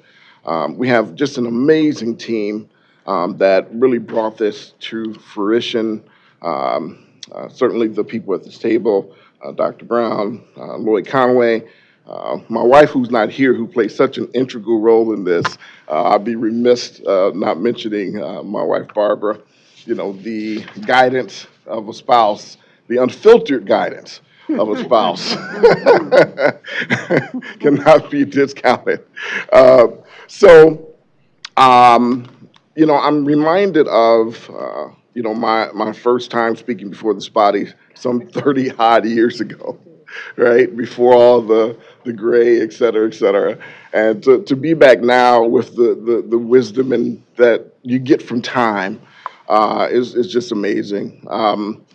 Our mission and vision is really student focused, right? Because at the end of the day, this teacher shortage is a crisis, right? It honestly is, not only in Michigan, but across the nation. Our goal is to create great schools by training great teachers. We're very active and intentional in our recruitment of people of color to the profession. We work through community groups, fraternities, sororities, et cetera, in the African American community in particular, to bring those people to us. I'm a member of Phi Beta Sigma. She's a member of Alpha Kappa Alpha. My wife's a Delta Sigma Theta. She's a member of Lynx. We see a Q dog in the house. So, another AKA, absolutely. And that's a very strong group of organizations of the Divine Nine that we can pull from, the African American churches, et cetera. So we're very intentional about that. During my years as a principal and as a superintendent, I dealt with this issue face forward, right? This is not new. We were screaming about teacher shortages, 20 years ago, right? We're now in a place where In many cases across the nation, people are forced to address this issue. And I gotta tell you, we're working in several other states, and Michigan is so far above many of the other states in terms of, the Grow Your Own and the fellowship program and the stipends. Other states are looking at Michigan as a leader in those areas, and that's the honest truth. From working with those other states. We started with 11 residents in 2018. We now have over 1,000 in our Michigan program seeking certification. And I always like to highlight the fact we have not increased our price one penny since 2018, right? This is really not about money for us, but more about impact, about legacy, and about making a difference in the lives of students. Benefits of Teach, so it's a self-paced program, well, to an extent, right? You have 13 months to complete the core coursework, and then the remaining 2 years, you're continuing to work with your instructional coach. You're doing multiple assessments each year during that time. We also have rolling admissions, and again, that was very intentional. We know that the way teachers operate, they need that flexibility. So it's not semester-based. You can literally enroll at any time during the year. Now, logistically, makes it a little difficult for us, right? But it's a problem we're willing to deal with. Very personalized approach. We really decided to put a lot of focus on the instructional coaching. So that coach stays with the person the entire time they're in the program. If they go beyond the 3 years, we stick with them, right? To make sure that they're getting that wraparound support and then working with the mentor teachers at the district level as well. Cost-effective and flexible payment options. So if you ever go to our website, you'll see all these different payment options. You can pay in full for a discount. You can do a 15-month payment plan. You can do pay your way. We have financing options, all types of things to make it really reasonable, because that's one of the big barriers for people coming into some of these programs, quite frankly, is the financial aspect of it. So we really work hard on that. You'll learn more about some of our relationships with Michigan Works and really taking advantage of those funds. Working with career changers. A lot of our people that come in are career changers, substitutes, paraprofessionals, people who have been subbing for many, many years but never had their credential. So we get quite a few of those, as well as a lot of people for additional endorsements. So teachers who are already fully certified seeking to get additional endorsements. We have courses in restorative practices. We know that was a big push at the state level. So rather than depending on the schools to make sure the teachers got that, we embedded it within our program. Again, support for our cohort members for 3 years, and our coursework written at the master's level meets the ISLIC standards, et cetera. So our pathways, we have the initial certification pathway that I spoke of, the additional endorsement programs. We have special education where we offer EI, LD, POHI, and CI. Pathways to teaching partnership. We have a great relationship with Olivet College, created a very unique pathway program where students, as soon as they graduate, they can move right into our program at #Teach. And you're going to learn a lot more about our Michigan Works partnerships when Lloyd speaks here shortly. Who we serve. So we are servicing over 479 cities and 64 counties across the state in the lower and upper peninsula. 25% men, 75% women, less than 1% gender neutral. You see our ethnicity demographics, 17.2 African American, 4.3 multi-ethnic, 3.2 Latino, 1.4% Asian, and then less than 1% American Indian and Native Hawaiian. And we're going to move to Lloyd Conway. So Lloyd will go through his journey as a career changer. Before becoming a member of our team, Lloyd was a student in the program. At this point, Lloyd has gained, 4 certifications? Mm-hmm. 4 certifications through the program. So he has a really unique perspective on this, and worked for many years in workforce development with Michigan Works. So I'll hand it over to Lloyd. Thank you, Dr. Kilgore. Good morning, everyone. And the reason I'm here is because I was on both sides of the house, as Dr. Kilgore said, a student at #Teach, currently still taking courses because I added a visual arts K-12 certification recently. That was my 4th cert. But I was also brought on board because of my background. And in terms of the story, basically, I got out of the Army in 1984, went to Wayne State. Someone told me, if you want to make extra money, you can sub. Now, I was looking at that as just a way to make some extra cash on the side while going to college. First time in a classroom at my old high school, I found out that not only could I teach, but I liked teaching and I connected with the students. And so I was a history major at Wayne State, planned on going to law school, ended up deciding I wanted to pursue teaching. But along the way, I chose to start a family, and one of the roadblocks that I had, and Wayne State was very good to work with. I went there through the Master of Arts in Teaching program, but I could never stop working and pay tuition to student teach for a year. You know, paying tuition while working for free was never going to be an option once the babies started coming. So 11 years in the program, finally ended up getting the degree, but no certification. Then ended up getting a job with the state of Michigan, 20 years doing most of it in rapid response, doing plant closings and layoffs, working with the Michigan Works system. And when I retired from the state, I stumbled upon hashtag Teach because I was still looking. I checked into Troops for Teachers, Teach for America. I turned over every rock I could trying to find a way to eventually become a teacher. Found hashtag Teach, and they were the most flexible option available to me. And so I was able to get into a classroom, as it turns out, in my wife's school, teaching next door to her. And I taught social studies, history, geography, and now I've moved on to another school teaching visual arts. And so Dr. Kilgore brought me on board because I had that other life working with the workforce development system. I can tell you from my experience, I had almost 300 plant closings and about 40,000 layoffs during my time in rapid response. Even if you're talking factories, 8 to 10% of the workforce already have college degrees. And obviously, if you're talking white-collar layoffs, virtually all of them do. But again, if you're a career changer and you've just been laid off from a middle-class job, unemployment maxed out at $362 a week when I was working in rapid response.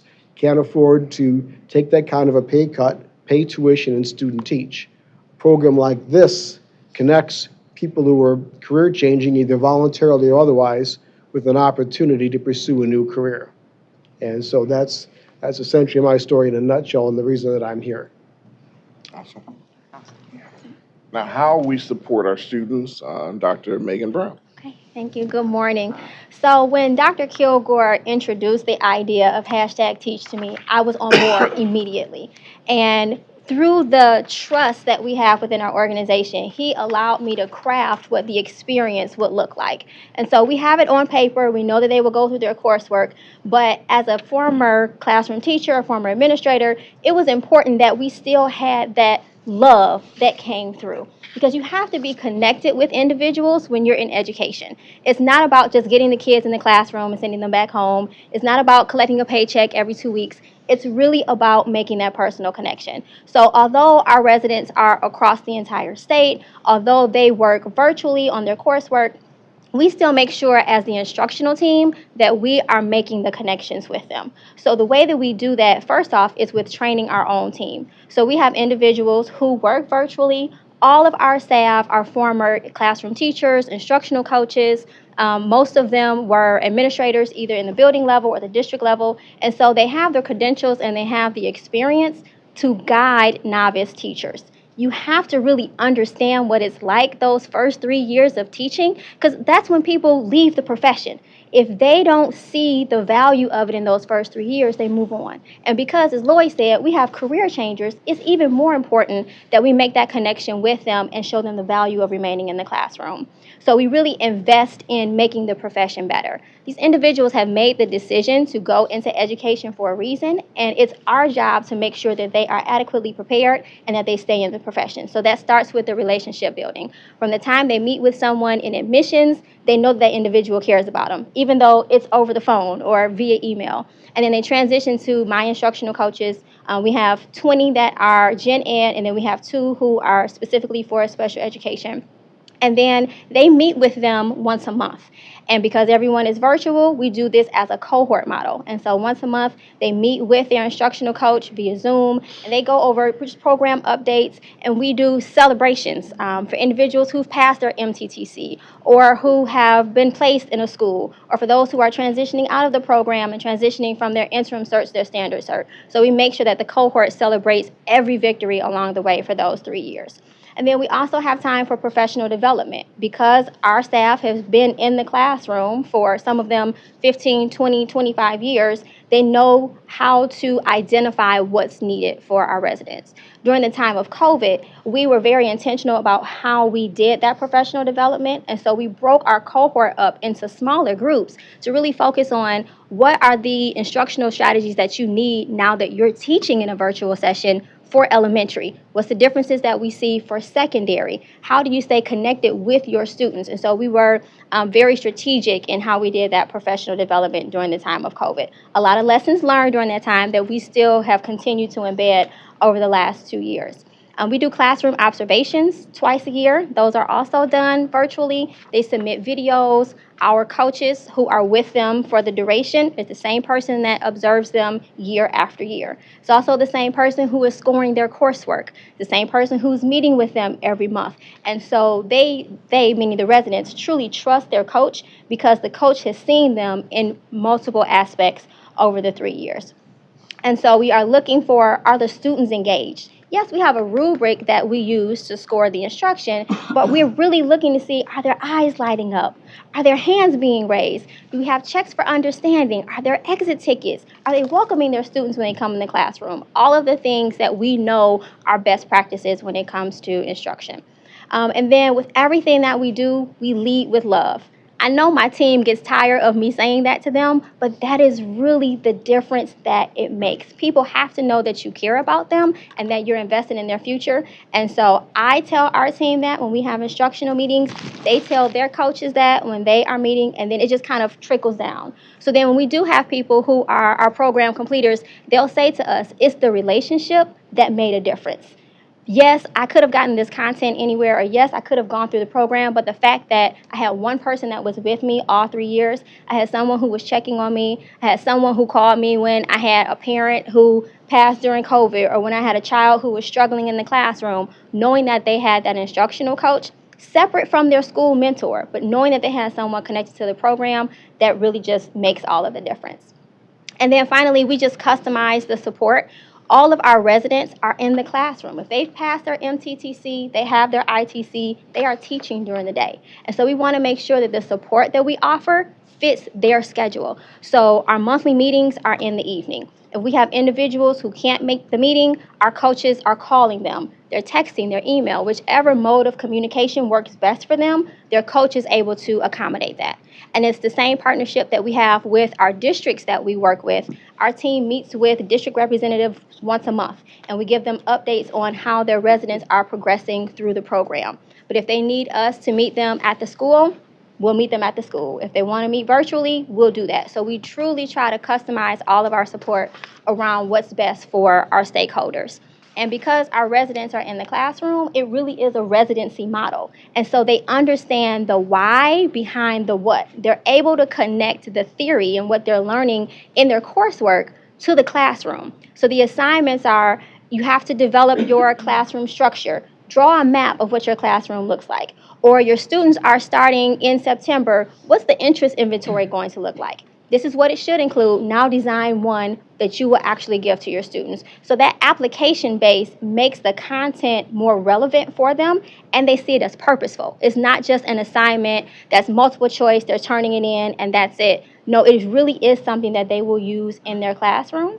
And our residents have access to their coursework for the entire time that they're in the classroom. They're in our program. And so they could be in their 3rd year and need to reflect back on something they learned in year 1, and they're able to access that information immediately. So it's those small things that really make a difference. And the feedback that we've gotten from our program completers has been just that. It's been that personalized touch that has truly allowed them to flourish as educators and really flourish as professionals. And one final highlight, we have 2 of our teachers, we're so proud of all of them. One teacher was the Archdiocese Teacher of the Year, and we had another one that was the Region 1 Teacher of the Year. So very proud of those two teachers. So we'll open it up for questions. Ms. Snyder, thank you very much, presenters.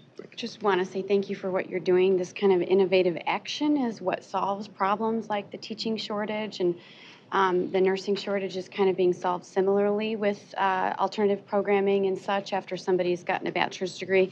And believe it or not, the career changers are usually like maybe nurses that say, you know what, I think I maybe should have gone into teaching, or I'm going to try teaching. And then teaching, I've mentored a lot of teachers that became nurses. In the same sense, right? So these types of pathways are very helpful.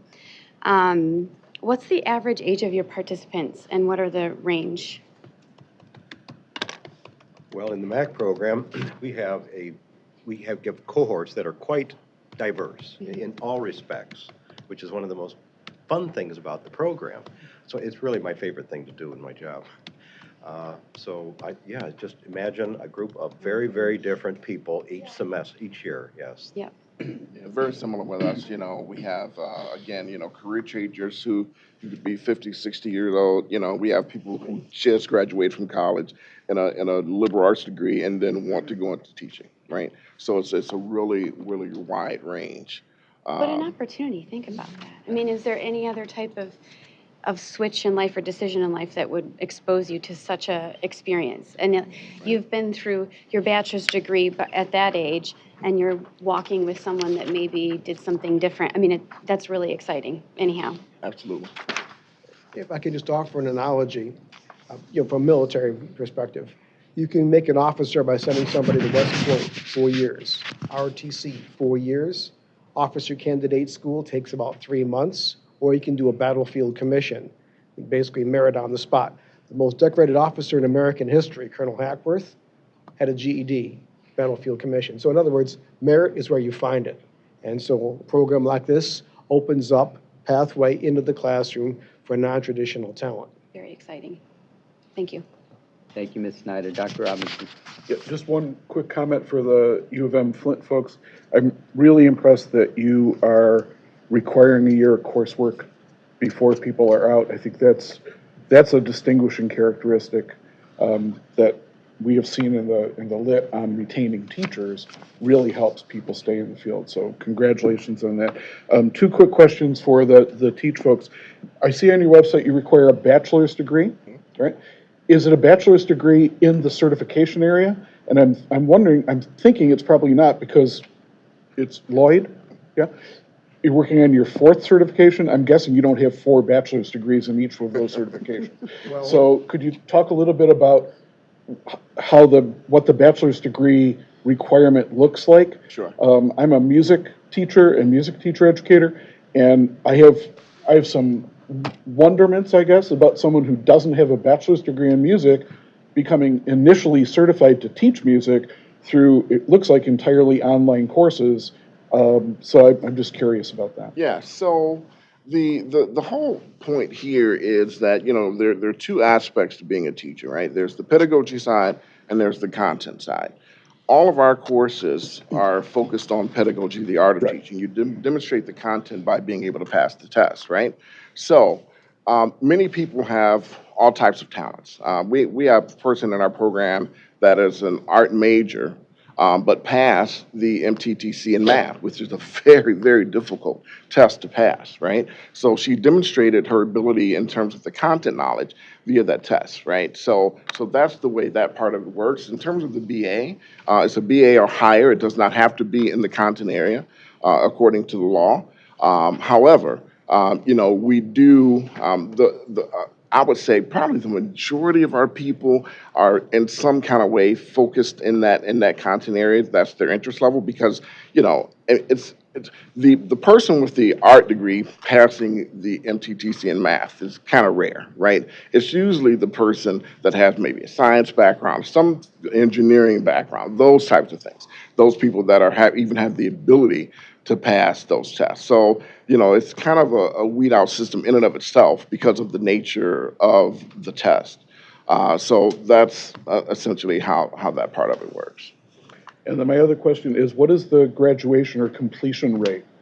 Because you've expanded pretty dramatically in the past 4 or 5 years from, was it 11 to over 1,000? I think every teacher preparation program in the country would be fascinated to know what the graduation rate is as you ramp up that quickly, because that's remarkable. So at this point, we've graduated 30 of our original cohort. And so they have 3 years to be in the program, and then they also have to fulfill their teaching time for their ITC. And so we do have some individuals who are working with our transition coordinator, just waiting to fulfill that teaching time. But because they are so closely connected with their instructional coach, we do have a very high retention rate.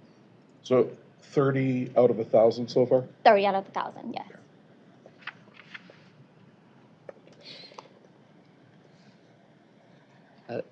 Any other questions? You good? Okay, very good. Other questions, comments? Just lead with reflections? love. What's that? Just lead with love. I need Oh, you there to you go. lead with love, Dr. Rice. There you Lead go. with some Okay, love. well, I'm gonna conclude with love. Divine Nine reference to my Q Dog friend. Dr. Kilgore, to you, and then back to Ms. Lipton. Yeah, and just wanted to point out that those 30, those are standard certificates, right? We have tons of people with the inner certificate that are working on that 3-year teaching time in order to move to the standard. So just wanted to make that point. Thank you, Dr. Kilgore. Ms. Lipton, back to you. So just to make sure that I understand, so these are people that are in the classroom. Mm-hmm. Exactly, and we have the good fortune, the vast majority of people that we attract are people who have been subbing for years. We don't get a lot of people who have never, ever been in the classroom. The vast majority of our people are people who have in some way been connected as a parapro, as a substitute, and a ton of people getting additional endorsements who are fully certified, but want to have more flexibility for themselves or for their employer, so they're gaining additional certificates in integrated science or math or whatever the case is. So we have a really good mix of all of those types of people in the program. So thank you. So one question that I have is the state has really embraced over the past couple of years the concept of paying for college, what they call the sort of free college movement. I'm curious to know how your program interfaces with, for example, the My Future Educator Scholarship, Michigan Promise Zone scholarships, as well as the new Michigan Achievement Scholarship, which obviously, doesn't start until the class of 23. And what I mean by that is, have you given any thought to integrating your program with some of these other programs?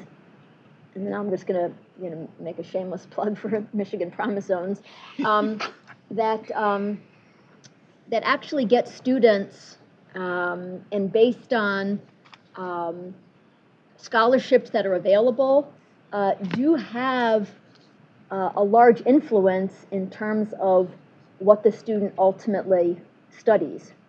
And so I'm just curious, because you did talk about different payment options, what have you. Is that something that you have given thought to? Or might you give thought to that? I would certainly give thought to that. And as it relates to like the Michigan Fellowship Grant, we push that very hard to our students. We have almost 40, 50 people who were awarded the fellowship. We did 70 MOUs with districts across the state for the Grow Your Own grant. We have about 50 plus people getting funded through Michigan Works. So we got approved through Michigan Works and Talent Connect, et cetera. So they're paying anywhere from $3,000 to $5,000 per person to cover their costs. So we're constantly seeking ways and opportunities and organizations, anybody that can help our students get through this program. We just recently did a thing with Case Credit Union. They're going to be offering financing at a low rate to our students. So we're very conscious of the fact that finance is often a barrier. So, we really go all out to try to find other opportunities. And if you have one, I would love to talk to you. Yes, so please, just Michigan Promise Zone Association. Okay. I'm a former past president. I would love to connect you because we're doing some really amazing things in our 13 promise zones throughout the state. And I'd love to elevate the amazing work that you're doing as well. Absolutely. You will hear from me. Thank you. Thank you, Ms. Lipton. Other board members? Other board members? Any other reflections? Going once? Going twice? So we appreciate the presentation.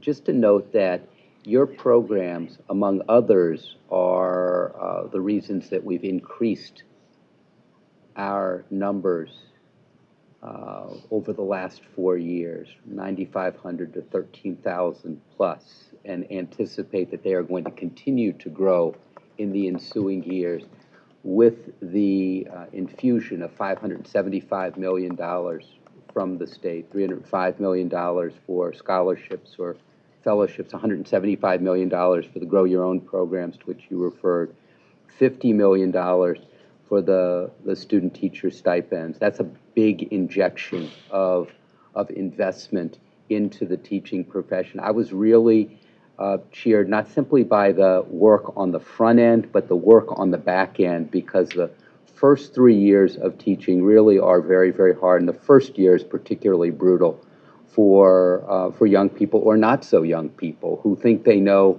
what they're doing because someone gave them the keys to a classroom, and realize that there's a whole lot more than simply certification and a key to unlocking education for young people. It's more than a notion, as you well know.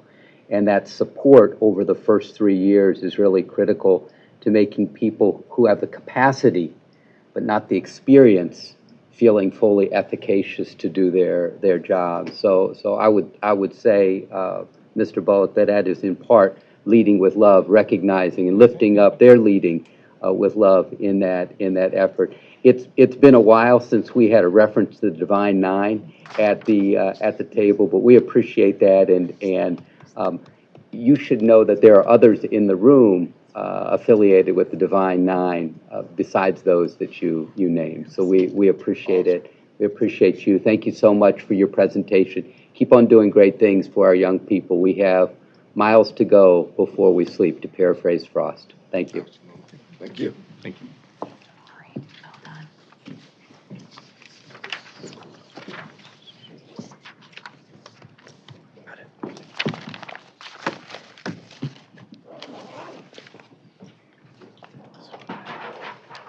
Board members, it is 11:49, and we're going to take care of one small order of business prior to breaking. If I could have a motion to move the regular and committee of the whole meeting minutes of February 14th, 2023. So moved. Motion from Dr. Pritchett. Do I have a second? Second from Ms. Lipton. Is there any discussion associated therewith? Going once and twice. Hearing none. Ms. Evans, if you would please be kind enough to do a roll call vote. Mr. Bullock? Yes. Sorry? Yeah, okay, thank you. Lipton? Yes. McMillan? Yes. Pritchett? Yes. Pugh? Yes. Robinson? Yes. Snyder? Yes. And Tilly? Yes. Motion carries. Mr. Bullock, I thought that was a verbal hanging chad there for a moment. The time is now 11:50, and a quorum of the board is present. Regular meeting is reconvened, if you will.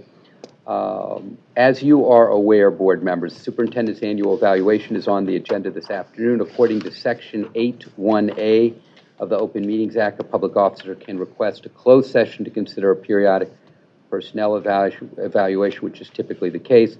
Therefore, I will entertain a motion to convene the closed session, followed by a roll call vote. Mr. Chairman, I do recommend that the State Board of Education convene in closed session for the request of Dr. Rice to consider his periodic evaluation, and as provided for in Section 81A of the Open Meetings Act. Okay, so we have a motion from Dr. Pugh. Do we have a second? Second. We have a second from Mr. Bullock. Is there any discussion associated therewith? Hearing and seeing none. Ms. Evans, if we could have a roll call vote. Mr. Bullock? Yes. Lipton? Yes. McMillan? Yes. Pritchett? Yes. Pugh? Yes. Robinson? Yes. Snyder? And Tilly? Motion carries. Very good. Board members, please convene in the meeting room next to the location where you pick up lunch, and I believe that is over here. All right, very good. It is 11:50, almost 2.